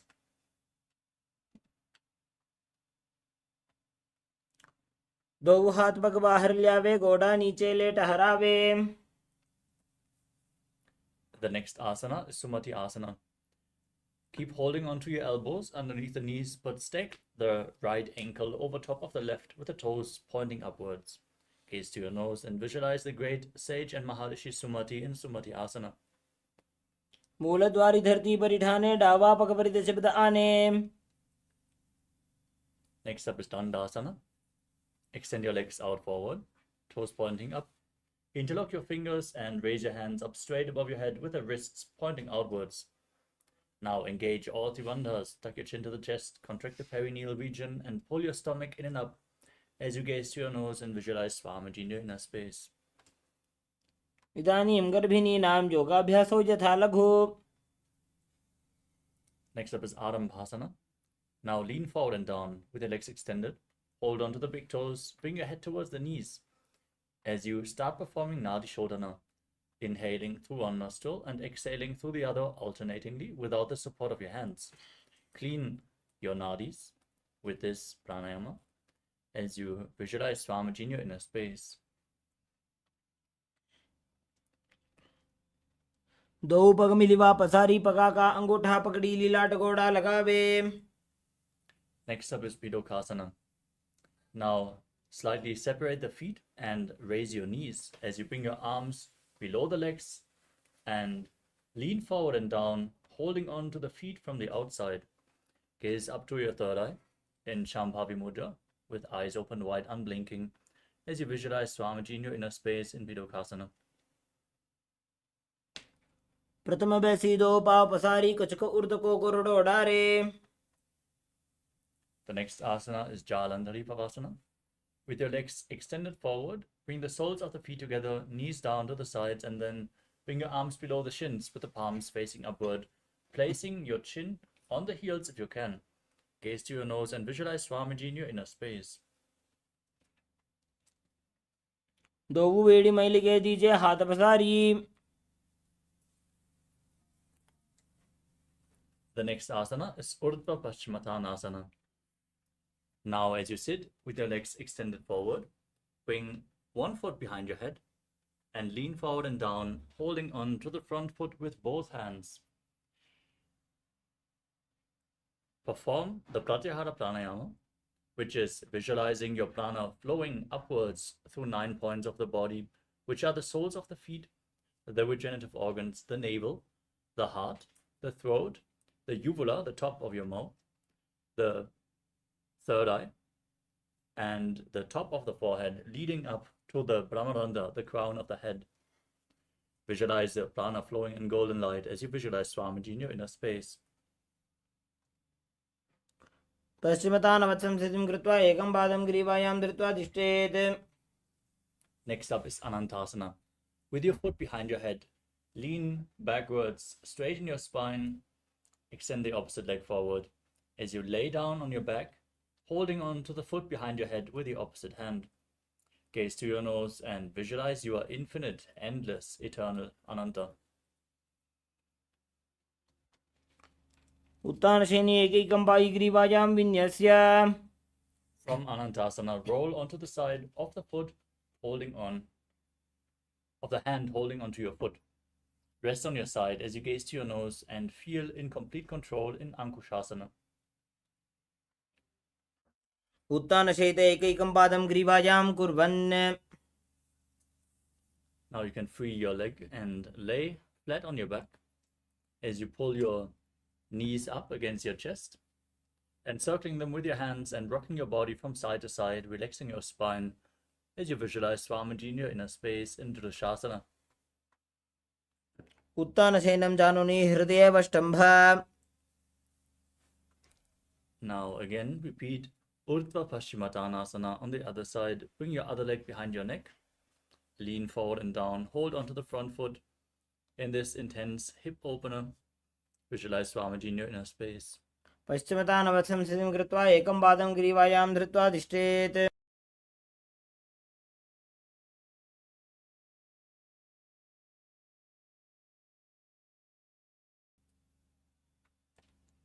Now lean backwards with your foot behind your head.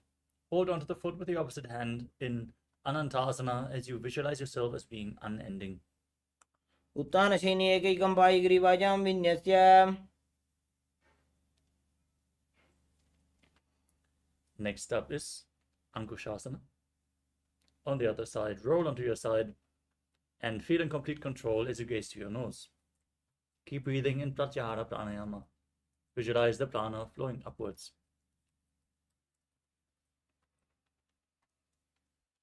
उत्तानशयित एकैकं पादं ग्रीवायां कुर्वन्. Next up is Yoga Nidrasana. Lay on your back and one by one, lift your feet up behind your head. If you cannot bring both legs behind your head, you can pull them towards your chest, bring them over your shoulders. You can cross them and pull them closer to open up your hips as you gaze to the nose and visualize Swamiji in your inner space. Interlock your fingers behind your back. पादाभ्यां वेष्टयेत् कण्ठं हस्ताभ्यां पृष्ठबन्धनम्. The next asana is Atma Ramasana. As you lay on your back, lift your legs up towards your head and bring your arms below, then up, interlocking them around your neck. Gaze to your nose and visualize Lord Vishnu blessing you from within. आत्मा राम आसन प्रथम सुधोसो वे. Next up is Kochikasana. Lay flat on your back and then pull your knees up against your chest with the soles facing upwards towards the sky as you keep your arms extended out to the side at shoulder level. Gaze up to your third eye and visualize Swamiji in your inner space. Keep performing the Pratyahara pranayama, the upwards flowing prana. दो हाथ सीधा था करे 300 ube Sapa करे. From Kochikasana, we move on to Jatara Parivritti. This asana consists of 3 steps. We are going to perform all 3 steps on one side and then on the other. Throughout this asana, visualize Swamiji in your inner space and perform the Mula Bandha.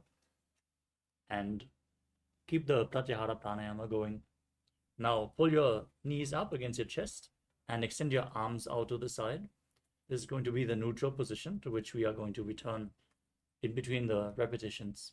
Now drop one knee to the side and extend the opposite leg straight down. Step 1. Bend both knees to the side. Step 2. And then extend both legs to the side, hold onto the feet and gaze away from the feet, mobilizing your spine in this asana. Now bring your knees back to your chest and then drop the other knee down, extending the opposite leg straight. Bend both knees to the side and extend both legs, hold onto the feet and gaze away from the feet. परिवृत्य कोक्षे भागे त्रिदाहि परिकीर्तितः बद्धकोणं सुप्तकोणं ऊर्ध्वकोणमथापि च. The next asana is Dviparapitam. As you lay flat on your back, with the feet flat on the ground, knees raised, gaze towards your nose and hold onto your ankles, pushing up your hips. As you visualize yourself as sturdy as a bridge, start breathing in Mudra Kumbhaka. As you keep the Jalandhara Bandha, the throat lock, engaged as you exhale. Forcefully push the prana out through the throat lock. प्रतिक्रियायुतं द्वन्द्वपीठः सर्वबलप्रदं गर्भिणीनां दुर्बलानाम् इति Gargi जगादनु. Next up is Paryankasana. With your feet flat, bring your hands over your shoulders, place them flat on the mat as well with the fingers pointing towards your feet. Then push your entire body up into a bridge position. Push your hips up high as you visualize yourself as sturdy as stone furniture and breathe calmly through your nose in Sahadra Kumbhaka.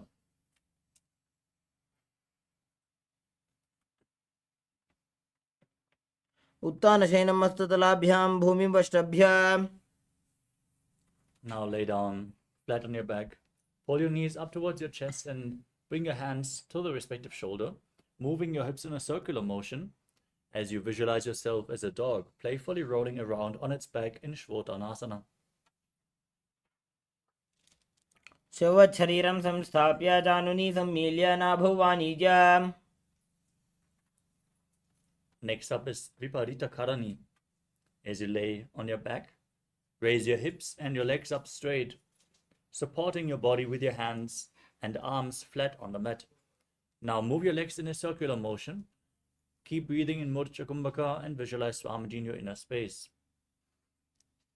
शरीरं संस्थाप्य जानुनी सम्मील्य नाभौ वाणिज्य. Now stop the movement. Keep your legs up in Viparita Karani 2, strengthening your digestive fire intensely. करणी विपरीताख्या सर्वाधिव्याधिनाशिनी नित्यम अभ्यासयुक्तस्य जाठराग्निविवर्धनी. Lower your body down. And then again raise your hips to bring your feet over top of your head, with your toes touching the ground above your head, hands behind your back, interlocked in Parusha Mudra, arms flat on the ground as you visualize yourself as a plow in Langalasana. नरकासने स्थित्वा नासिकाप्रदेशे भूमौ पादपृष्ठे स्थाप्य. Next up is Shaita Paschimottanasana. From the same position, hold on to your feet. Keep your arms and legs straight, feet above your head, toes touching the ground. This is one of the 84 different asanas revealed directly by Lord Paramashiva himself. तानं शयित्वात् कुर्वीत शयितपश्चिमतानकम्. Next up is Supta Konasana. From this position, bring your hips above the shoulder level and then open your legs upright. Keep holding onto the feet as you visualize Swamiji in your inner space.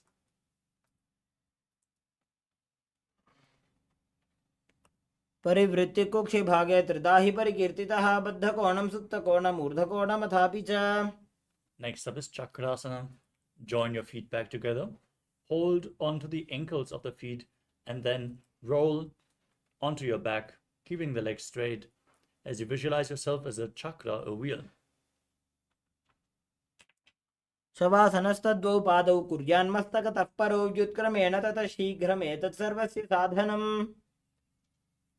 The next asana is Supta Prasarita Parangusthasana. As you lay flat on your back, raise your legs, keep the legs straight in a 90-degree angle upwards as you hold on to the big toes, and then open your legs wide to the side. Visualize Swamiji in your inner space as you breathe in Ujjayi pranayama, making an ocean-like sound with your mouth. उत्तानपादं क्रौञ्चं च मरीचिं वीरभद्रकम्. Now join your feet together. Keep holding onto the big toes in Supta Parangusthasana as you visualize Swamiji in your inner space. उत्तानपादं क्रौञ्चं च मरीचिं वीरभद्रकम्. Next up is Matsyasana. From Supta Parangusthasana, bring your legs into Padmasana. Then bring them flat on the mat. Bring your arms over your head, holding on to opposite elbows as you gaze to your nose and visualize Matsya, the fish avatar of Lord Vishnu. मुक्तपद्मासनं कृत्वा उत्तानशयनं चरेत् कूर्पराभ्यां शिरो वेष्ट्या मत्स्यासनं तु रोगः. Next up is Parasharamasana. From Matsyasana, place the backside of the right hand onto the left above your head. Rest in the same position as you gaze to the nose and visualize Lord Rama in your inner space. प्रथमकरे पद्मासन आचे सूधो सोवे भूपरिपाचे. Next up is Sarvangasana.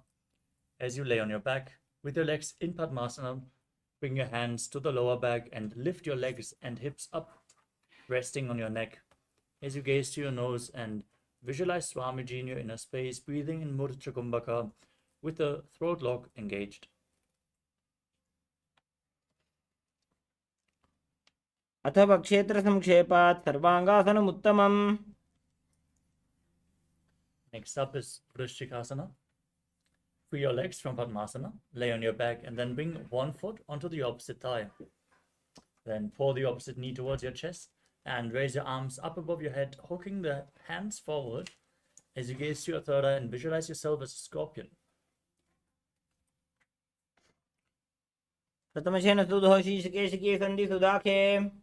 Now exchange the position of your feet and repeat Vrishchikasana on the other side, visualizing yourself as a scorpion. प्रथमशेन सुधो शीर्षकेशिके सन्धि सुदाखे. The next asana is Vrishaparakshitasana. Now interlock your fingers behind your neck and lift both legs up, keeping them raised above the ground as you alternate raising one knee towards your chest, alternatingly. Visualizing Swamiji in your inner space and breathing calmly through your nose in Sahaja Kumbhaka. उत्तानशयनं कृत्वा अङ्गुलिभिः बद्ध्वा कूर्परो मिलित्वा. Next up is Maruttanasana. As you place your hands flat on the mat beside your hips, alternate bringing one knee in towards your ear, back and forth. Touch your ears with your knees again and again as you visualize Swamiji in your inner space. श्रोतानवत्संस्थिति कृत्वा जानुद्वयं पर्यायेन कर्णयोः संस्पृशेत्. The next asana is Vriksasana. As you lay on your back, place your feet flat on the mat and then stand up and sit back down, visualizing yourself as a wolf. अथ उत्तानशयनं कृत्वा पादतलाभ्यां भूमिं धृत्वा. Next up is Luthasana. As you lay on your back, throw your legs up above your head and roll over completely again and again. As you repeat this, visualize Swamiji in your inner space and finally end in a prone position on your stomach. उत्तानशयनं पादौ शिर उल्लङ्घ्य भूमौ स्थापयित्वा. As you lay on your belly, place your hands next to your shoulders and contract your lips, making a whistling sound while inhaling like a flute in Sadatasana Kumbhaka. As you visualize yourself as a chariot carrying warriors into a battle for Dharma on your chariot back in Sadatasana. निब्जशयनं कृत्वा नाभिं भूमौ निधाय सम्बद्धस्ताभ्यां भूमिमष्टभ्य. Next up is Dehal Yulanganasana. With your hands flat on the mat, push your body up into a plank position and then alternate, jumping your feet in between the hands back and forth as you visualize yourself transcending body and mind. हस्तद्वयं बद्ध्वा तन्मध्ये चरणद्वयम् उड्डानैव बहिरानीजा.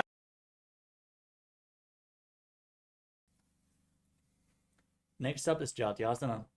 From a standing position, place your hands flat on the mat and walk back and forth on all fours as you visualize yourself as a wise 60-year-old elephant. अथ जात्यासनं वक्षे येन जातिस्मरो भवेत्. Next up is Lolitika Karana. As you stand with your knees bent and the feet pointing slightly outwards, raise your arms at shoulder level and then rotate your arms around your chest, leaning backwards and moving your head in all directions.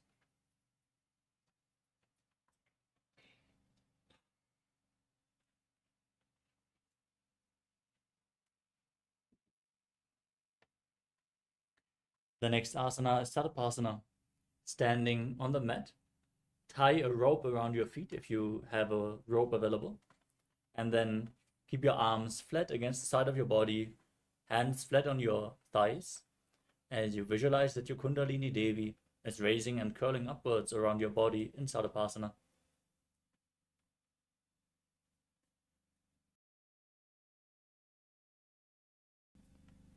अथ सर्पासनं वक्षे वाजिपाणाय केवलं शरीरं दण्डवत् तिष्ठेत् रज्जुबन्धस्तु पादयोः. Next up is Ushtra Sadhanasana. As you stand on the mat, lean forward and down, and step your feet onto your fingers, holding on to the toes from the front. As you start walking around on the mat, visualizing yourself as a camel, Ushtra.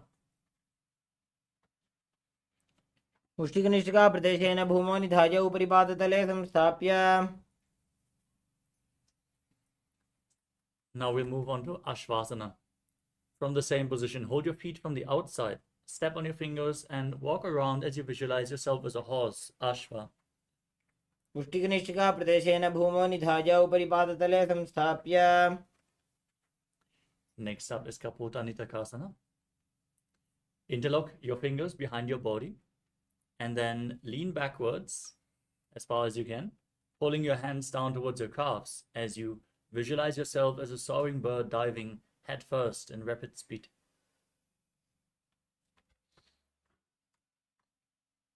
पादतले भूमौ निधाय पृष्ठभागेन हस्तोज्जङ्घापर्यन्तं नीत्वा.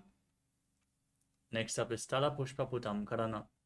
Now stand tall with the palms together in Namaskara Mudra and gently bend your knees, keep the toes pointing outwards, and then bow down to one side, raising the heel, opening up the palms as you visualize yourself holding a bouquet of flowers and offering it to Paramashiva.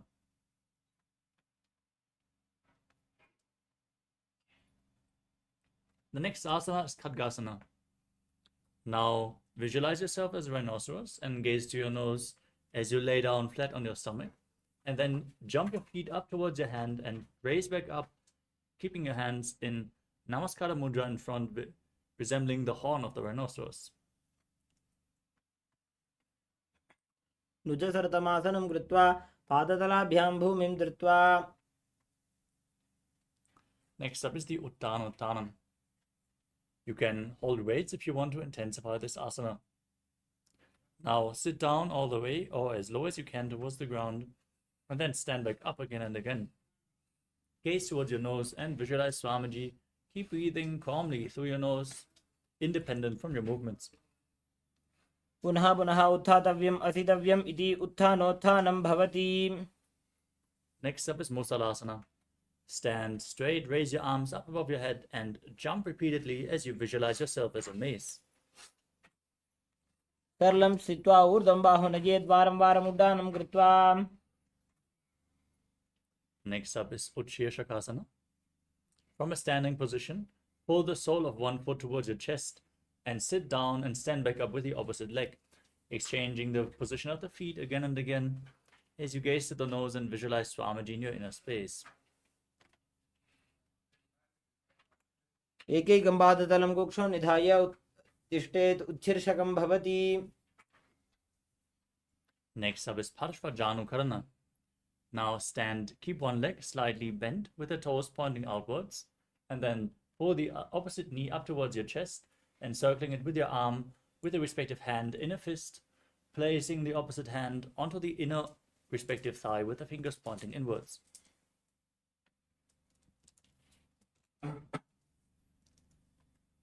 एकेन पादेन स्थातव्यं ताण्डवासनं भवति.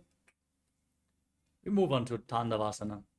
Now visualize yourself fiercely dancing as Lord Shiva as you extend your legs, one leg forward and your arms, sitting down and standing back up on one leg. एकेन पादेन स्थातव्यं ताण्डवासनं भवति. The next asana is Brahmanasana. Now place the sole of the right foot towards the inner opposite thigh. As you keep your hands relaxed by the side, visualizing Lord Brahma blessing you from within. ब्राह्मणासनमावक्षे यत्कृत्वा ब्राह्मणो भवेत्. Next up is Garudasana 3. Now bring the foot over and around the knee and tuck the toes behind the opposite calf. As you bring the left arm below the right and join your hands in Namaskara Mudra, visualize yourself as Lord Garuda. उत्तानकूर्मपीठं च श्रीमद्गारुडमेव च. Next up is Ekapadasana. As you stand straight on one leg, bring the opposite foot onto the opposite thigh. Now keep your hands relaxed by the side and visualize Swamiji in your inner space. दक्षाङ्घ्रिं वामपादस्य जङ्घोपरि निधाय च. The next asana is Dhuruvasana, the pole star posture. Standing on one leg, hold on to the big toe of the opposite foot and extend the opposite leg out to the side, quickly rotating on the standing leg as you visualize yourself as a North Pole Star. एकेन हस्तेन दण्डरूपस्य एकस्य पादस्य अग्रं धृत्वा.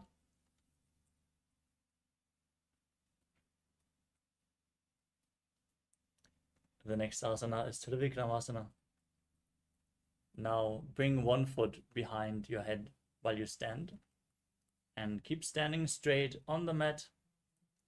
As you visualize Lord Vishnu, perform the 3 steps of Lord Vishnu, sitting down and standing back up. ग्रीवायां पादं संस्थाप्य स्थातव्यम् उत्थातव्यं त्रिविक्रमासनं भवति.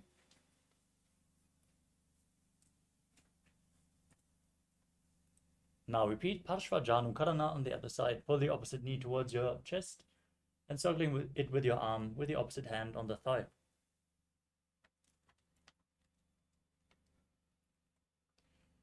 Now you can hold weights if you want to intensify the asana. As you repeat Tandavasana on the other side, visualizing yourself fiercely dancing as Lord Shiva. एकेन पादेन स्थातव्यं ताण्डवासनं भवति. Now repeat Brahmanasana. Bring the other foot onto the inner opposite thigh. Keep the hands relaxed by the knees. Breathe calmly through your nose and visualize Lord Brahma blessing you from within. ब्राह्मणासनमावक्षे यत्कृत्वा ब्राह्मणो भवेत्.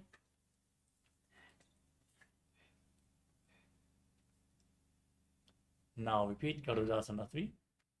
Intertwine your arms and legs, hands in Namaskara Mudra, as you visualize yourself as Lord Garuda. उत्तानकूर्मपीठं च श्रीमद्गारुडमेव च. We move on to Ekapadasana on the other side. Bring the other foot onto the opposite thigh. As you keep your hands relaxed by the sides, visualizing Swamiji in your inner space. दक्षाङ्घ्रिं वामपादस्य जङ्घोपरि निधाय च. Now repeat Dhuruvasana, the pole star posture, holding onto the big toe of the opposite foot, rotating quickly on the standing leg as you visualize yourself as the North Pole Star. एकेन हस्तेन दण्डरूपस्य एकस्य पादस्य अग्रं धृत्वा. Now raise the other foot behind your neck as you visualize Lord Vishnu blessing you from within. Stand straight, sit down, and stand back up in Trivikramasana on the other side. एकेन पादेन स्थातव्यम् उत्थातव्यम्.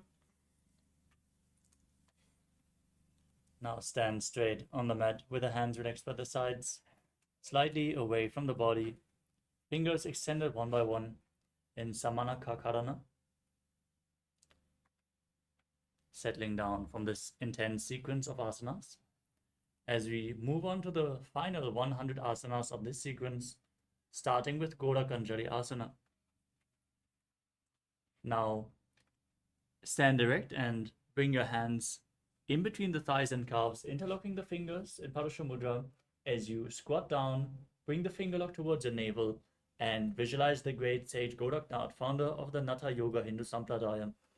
As you start breathing in Jiva Chala Kumbhaka, inhaling all the way, holding your breath, and forcefully moving the prana up and down and through the limbs of your body by the force of your will.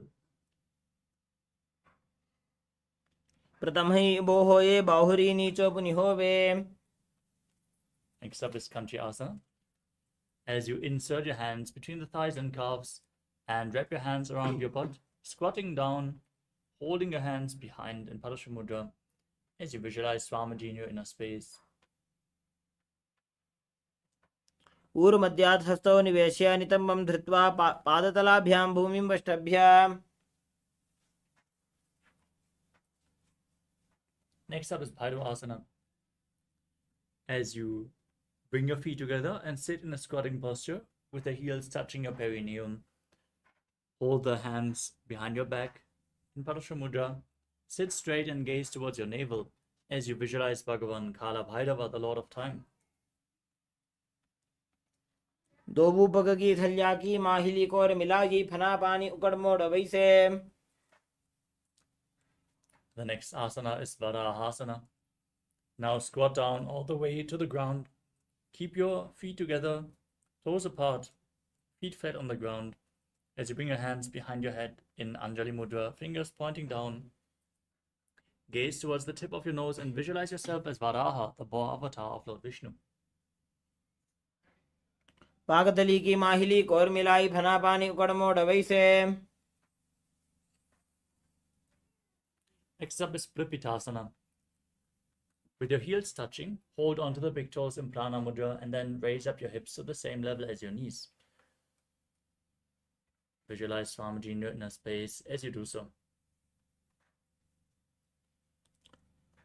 पार्श्वद्वय सम्मील्य स्थित्वा नितम्बं जानुप्रदेश आनीय. Next up is Bakasana.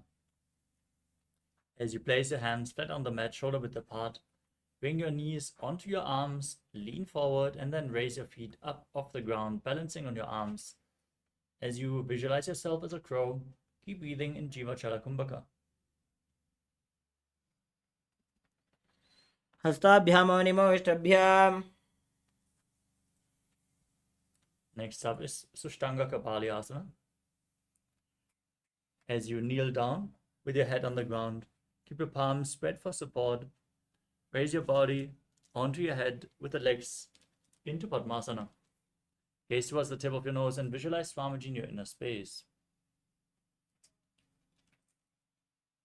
आसन को गुण कपाल आछौ होई.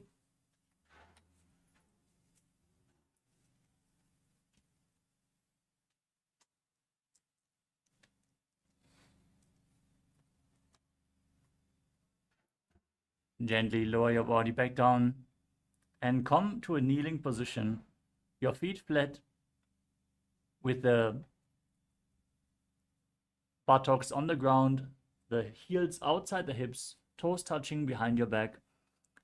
Gaze to the tip of the nose and visualize you're sitting in the secret seat with Paramashiva and Guru in Guptasana as you internally chant the Mahavakya Om Nithyananda Paramashivoham. जानोर्वोरन्तरे पादौ कृत्वा पादौ च गोपयेत्. पादौ परिच संस्थाप्य गुदं गुप्तासनं विदुः.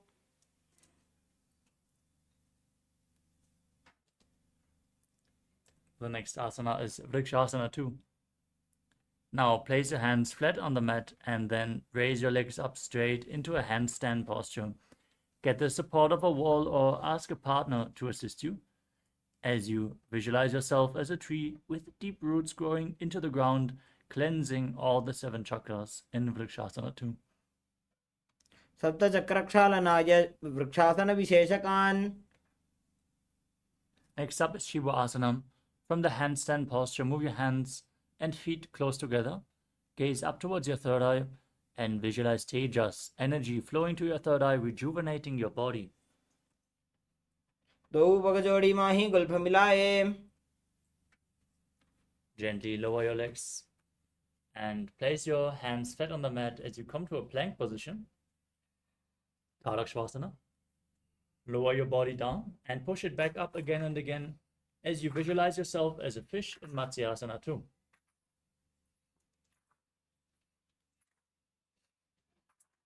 निब्जं शयनं कुर्परो पार्श्वभागाय मूर्धकृत्य.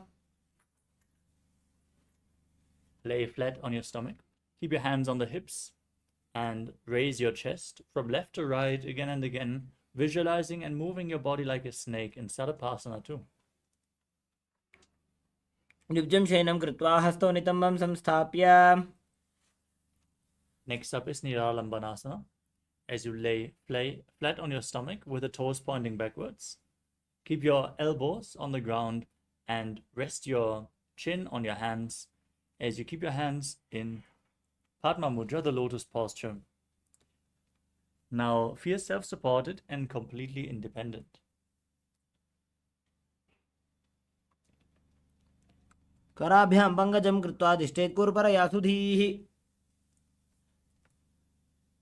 Next up is Chaturasana.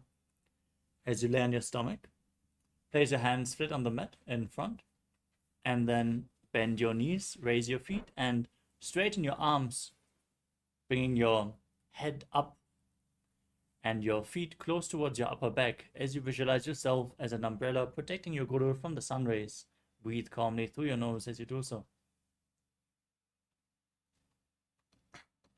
अर्ध्यासनं स्थित्वा हस्ततलाभ्यां भूमिं वष्टभ्य. Next up is Vajrasana. As you come to a kneeling position, sitting with your perineum on your heels, feet flat, straighten your arms out in front and place your palms on the mat and your forehead on the ground as well. Gaze to the tip of the nose as you visualize yourself as Vajra, the weapon of Indra, symbolizing indestructibility. इदानीं गर्भिणीनां योगाभ्यासो यथा लघु सुखप्रसवलाभाय प्रोच्यते प्राक्तने पथि. Next up is Meshasana. With your hands flat on the ground, shoulder width apart, raise your hips up into Gajasana as you then alternate striking the ground with your hands, visualizing yourself as powerful as a ram. गजासन संस्थितो एकैकं बाहुं भूमौ ताडयेत्. Next up is Ajasana. From Gajasana, raise your legs up and slowly lower your forehead towards the ground, visualizing yourself as unborn, existing for all eternity. गजासन संस्थितो पादद्वयम् अन्तराळे कृत्य मस्तकेन भूमिं स्पृशेत्. Next up is Dhanantarasana. In a kneeling position, sitting on the heels, hold onto the big toes behind your back and pull them in towards your perineum.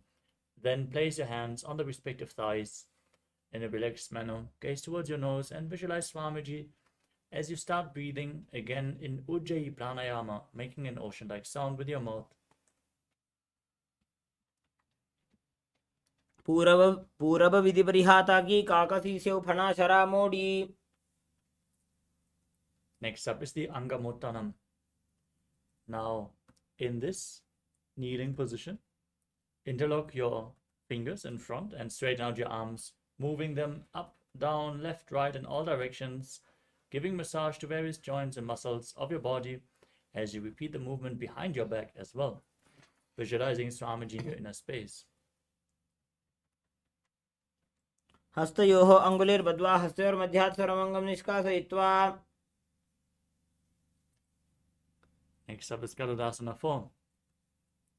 Now sit on your heels in Vajrasana and then you turn your feet outwards with the toes pointing to the side. Keep your hands on the knees and Visualize yourself as Lord Garuda flying Lord Vishnu and Lakshmi on his back. जङ्गोरुभ्यां धरां पीड्य स्थिरकायो द्विजानुना जानु परिकरद्वन्द्व गरुडासनमुच्यते. Next up is Ananda Mandirasana. Now sit with your legs folded back, the toes pointing backwards, with the knees open wide. Hold onto your ankles and try to place the front of your buttocks on the ground, pulling your feet up as you gaze to your third eye and visualize yourself residing in the blissful space of a temple. अथ वक्षे वीरनाथ आनन्दमन्दिरासनम्. Next up is Mandukasana too. As you sit with your knees wide, the feet overlapping, sitting on your ankles, place your hands underneath the knees and gaze to the tip of your nose as you push your entire tongue up against the palate of your mouth, catching the nectar of immortality in Manduki Mudra as you visualize yourself as a frog. Perform Uddiyana Bandha and Mula Bandha in Mandukasana too. पृष्ठं संपीड्य गुल्फाभ्यां जान्वङ्गे सबलयाकृतिः हस्तौ पादतले क्षिप्तो मण्डूकं पाददोषहृत्. Next up is Narasimhasana. Now tuck your toes and sit on the raised heels with the knees opened wide as you place your hands on the ground, thumbs touching, fingers spread, and stick out your tongue, gaze to the nose and exhale forcefully as you visualize Narasimha, the lion man avatar of Lord Vishnu.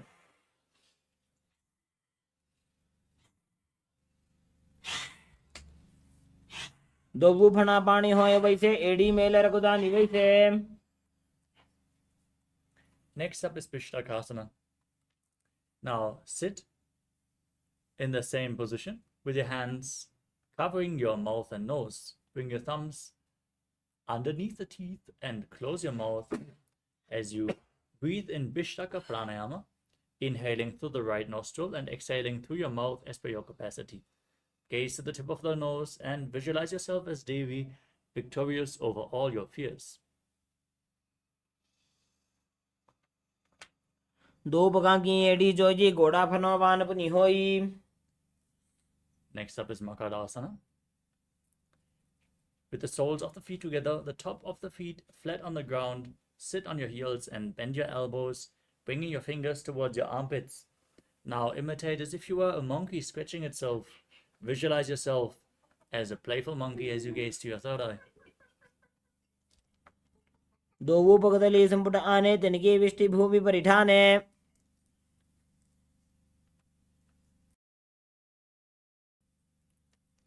Next up is Vajrasangarasana.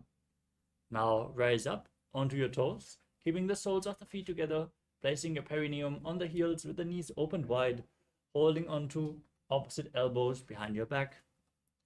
Gaze to the nose and embody diamond-like strength for you and your Sangha, your spiritual community in Vajrasangarasana. दोवू पगदली संपुट आने तनिके विष्टि भूमि परिठाने. Next up is Kanjanasana. Now sit with the feet flat and the ankles crossed behind on your heels as you place your palms on the side of the mat beside your body. Gaze to the tip of the nose and visualize perfect health beyond any and all physical or mental ailments as you perform Uddiyana Bandha and Mula Bandha, internally repeating the Mahavakya Om Nithyananda Paramashivoham continuously. खञ्जनासनमा वक्षे यत्कृत्वा सुस्थिरो भवेत्. Next up is Kurmasana. Maintain the same position, but place your hands on the knees and make your upper body stiff like the shell of a turtle as you visualize yourself as a turtle with a stable body and mind to live for centuries, gazing at your nose in Kurmasana. गुल्फौ च वृषणस्याधो व्युत्क्रमेण समाहितौ ऋजुकाय शिरो ग्रीवं कूर्मासनमितीरितम्. Next up is Yogasana. Relax your upper body. Keep your hands on the knees, gaze to your nose, and visualize Swamiji in your inner space.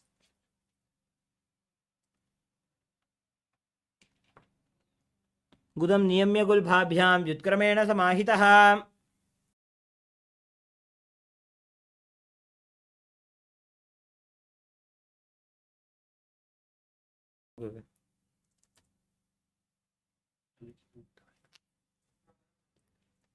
The next asana is Vijugasana. Now stand on your knees with the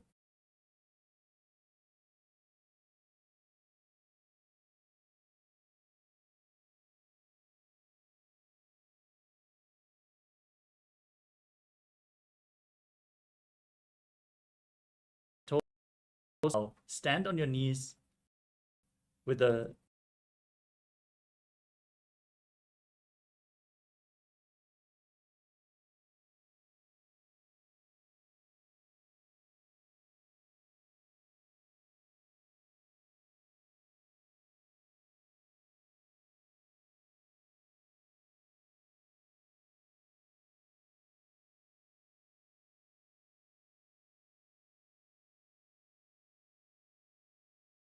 toes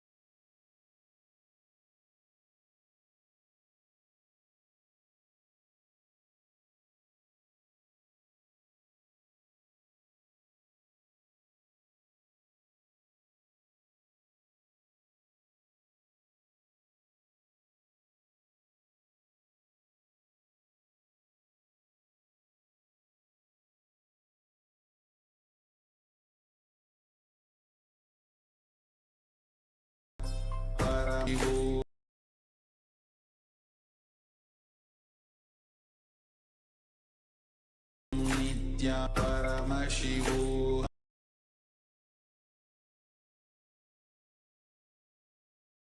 Om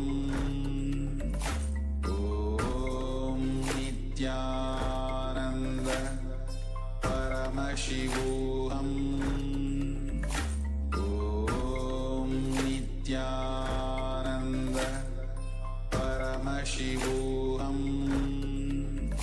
Om Nithyananda Paramashivoham. Om Nithyananda Paramashivoham. Om Nithyananda. We apologize for the technical glitch. I hope we are all visible now. Let us continue with the next asana of the sequence, which is Gorakshasana. As you place your feet in between the thighs and calves, cover your heels with your hands. Gaze to the tip of the nose and visualize the great sage Goraknath, the founder of the Natha Yoga Hindu Sampradaya, as you tuck your chin to the chest and contract the perineal floor in Jalandhara Bandha and Mula Bandha. जानोर्भोरन्तरे पादौ उत्तानो व्यक्तसंस्थितौ. Next up is Bhagasana 2. As you bring the left heel against the perineum, place the right foot on the left thigh. Gaze towards your third eye and visualize Swamiji in your inner space as you meditate on Arihanta, the enlightened one, and then get ready to enter Shanmukhi Mudra. Inhale all the way, then close your mouth with little and ring fingers, the nostrils with the middle fingers, the eyes with the index fingers, and the ears with the thumbs. वामपार्श्वमुदं संस्थाप्य दक्षाङ्घ्रिवामजगने. Next up is Yogasana 2. Now place your feet onto the opposite knees and keep your hands on the ground beside you with the palms facing upwards. Gaze to the tip of the nose as you visualize Swamiji in your inner space and begin to breathe in Karkachanchu Kumbhaka. Roll up your tongue, stick it out and inhale through the rolled up tongue and then exhale through the nose. उत्तानो चरणो कृत्वा संस्थाप्योपरि जानुनोः आसनोपरि संस्थाप्य चोत्तानं करयुग्मकम्. Next up is Urdhva Kukkutasana. As you rotate your hands at the side, place your palms on the ground and lift your entire body up with your legs in Padmasana. Visualize yourself as a rooster as you do so. वासिष्ठमथकौण्डिन्यम् ऊर्ध्वकुक्कुटमेव च. Next up is Siddha Haratali Asana. Sitting in Padmasana, bring your hands in between the legs, the palms flat on the ground without raising your body up. Stay seated on the mat. Gaze through your nose in Shambhavi Mudra, eyes open wide, unblinking, gazing eternally within as you visualize Swamiji in your inner space in Siddha Haratali Asana. प्रथम पद्मासन को करे हस्तुदो भोगोडासन दिधरे. Now from the same position, push your hands into the mat, lift your body up off the ground as you gaze to your nose and visualize yourself as an elegant swan in Hamsasana. Kukkutasana स्थित्वा स्कन्धपर्यन्तं ऊरोनि नीत्वा. Next up is Karmukasana. Maintaining Padmasana, bring your hands in between the legs and push your hands behind your body, interlocking the fingers and placing your forehead on the ground. Visualize yourself as Pinaka, Lord Shiva's bow.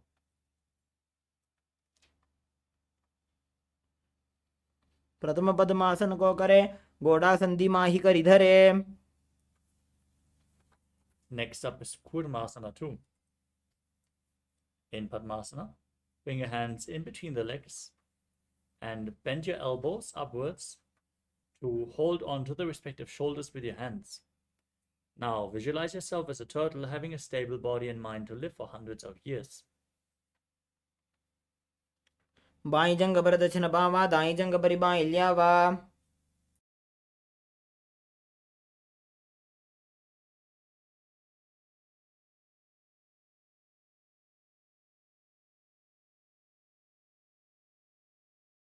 and 5 minutes. The next asana is Granthi Bedasana. Maintain the same posture and tuck your chin to the chest. Gaze to the nose and rejoice, knowing you're sitting in Shiva's secret knot posture.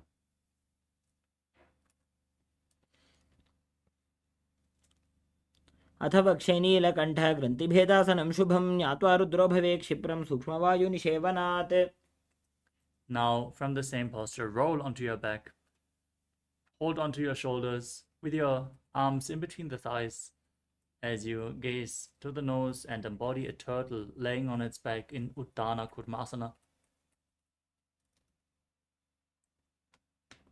कुक्कुटासनबन्धस्थं कराभ्यां धृतगन्धरम्. Next up is Pangu Kukkutasana. As you sit back up in Padmasana, place your hands in between the legs, one palm flat on the mat. As you hold the wrist of the hand with the opposite hand and lift your entire body off the ground, visualizing yourself as a rooster.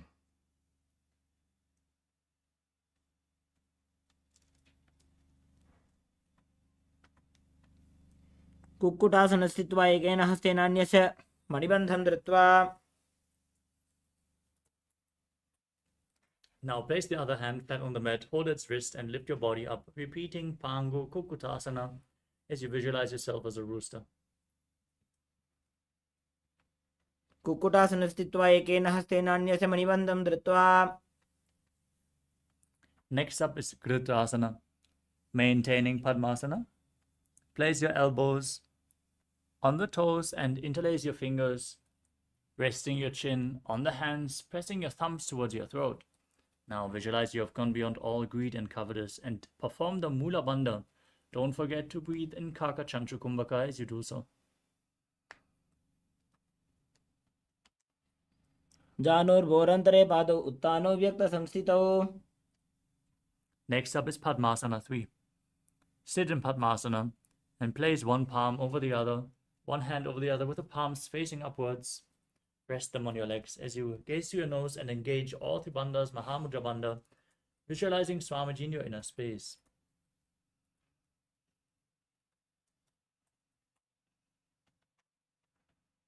उत्तानो चरणो विधाय विधिवच्चक्तिस्थितौ योगिरात्. Next up is Padmasana 4.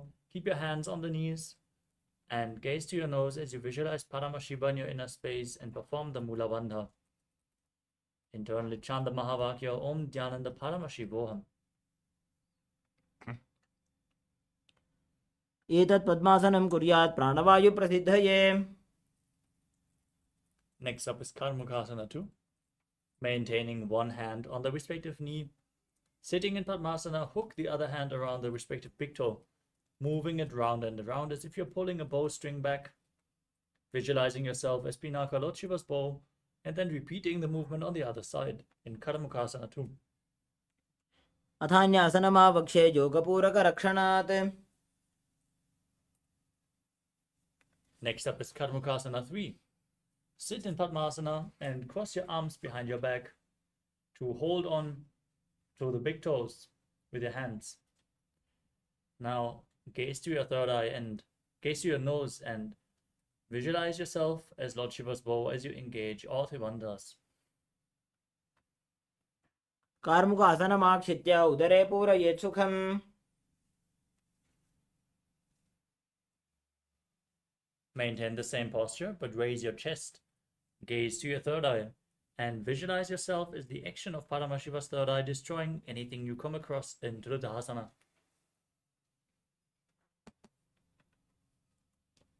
ऊरुभ्यामुपरि स्थाप्य पादयुग्मं प्रयत्नतः. Next up is Nagarasana. Roll onto your back. Try to hold on to the big toes as you maintain your legs in Padmasana, the arms crossed behind. Gaze through the nose, visualize yourself as a snake, and breathe calmly through your nose in Sahasrara Kumbhaka. प्रथम पद्मासन को ठाने, दो हाथ पाछाने आने. Now free your legs and arms. Pull your knees up towards your chest. As you lay on your back, encircle your knees and squeeze your body into a ball in Kandukasana.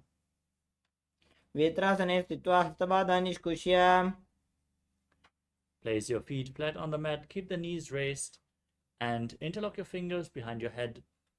As you rest on the ground, gazing to the nose, visualize Swamiji in your inner space in Urdhva Pavanasana.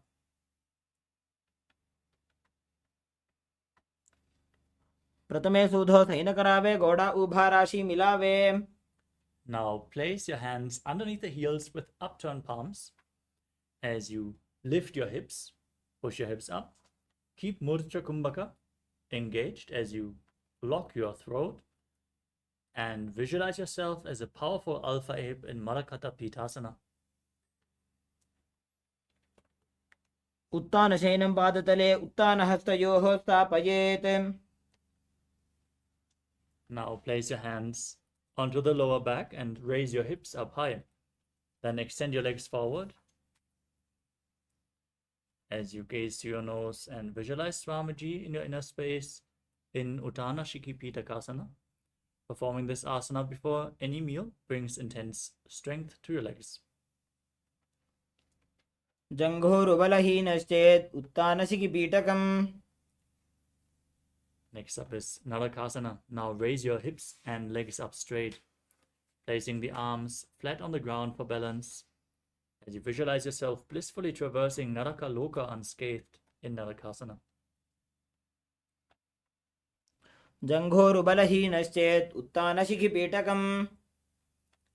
Now bring your hands to the lower back, straighten your legs, and then slowly lower and angle them, engaging your core intensely. As you visualize yourself as a boat crossing the ocean of samsara in Tiryanavkasana.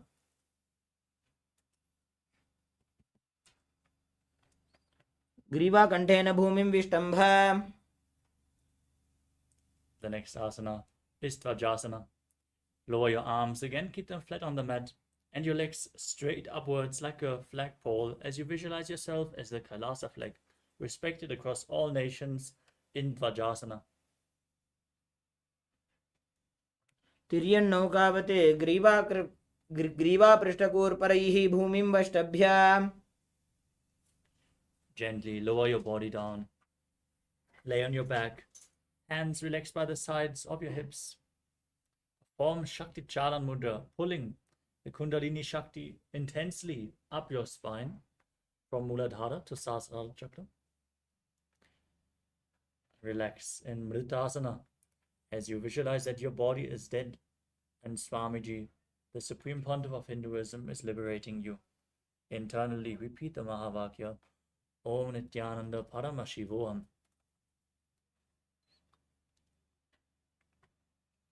उत्तानं शववद्भूमौ, शयनं तु शवासनं. शवासनं श्रमहरं, चित्तविश्रान्तिकारणम्.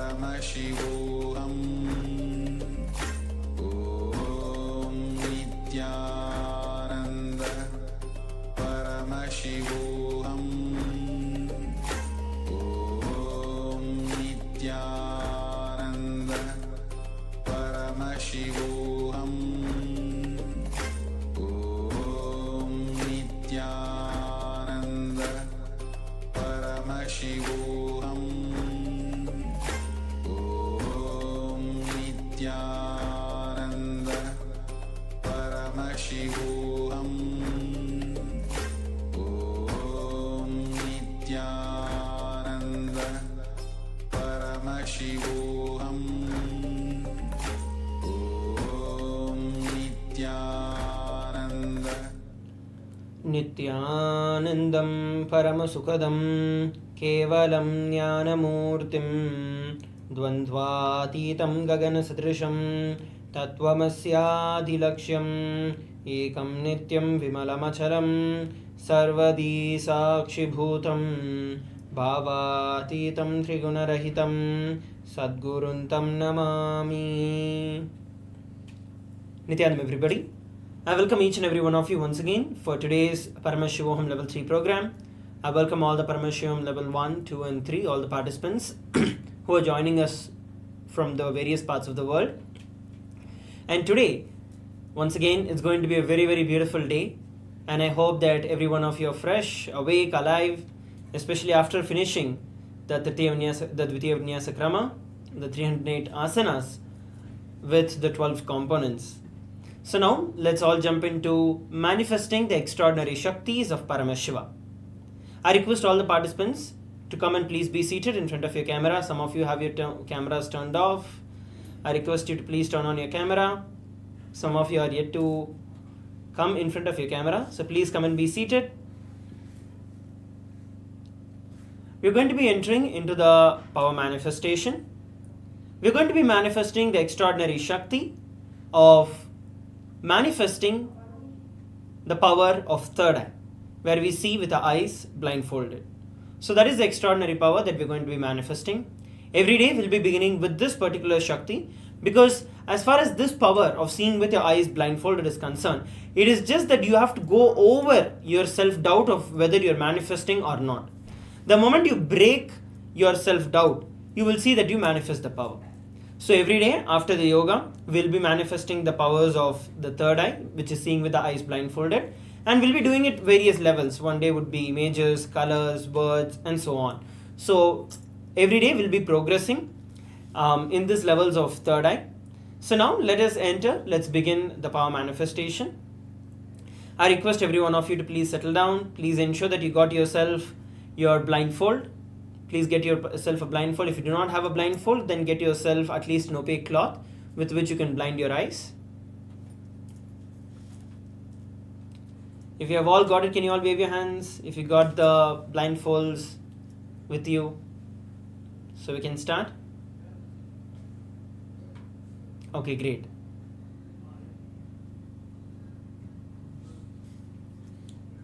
Yes. Let's now enter into the power manifestation. Let's begin the power manifestation. Please sit straight with your head, neck and spine in a straight line. And please put on your blindfold. We're going to be chanting the Mahavakya, Om Nithyananda Paramashivoham. And you're going to remember Swamiji in your third eye. So yesterday we visualized Swamiji in our Ananda Gandha. This time we're going to visualize Swamiji in our third eye. So please remember Swamiji. It can be any form of Swamiji. From any darshan, from any photograph, however you visualize Swamiji, the image of Swamiji which is in your heart. So you can visualize Swamiji in your third eye. And you're going to ask Swamiji to show you the image that is going to be projected. So please sit straight and inhale and exhale deeply. Relaxing yourself in the space of oneness with Swamiji. Inhale and exhale.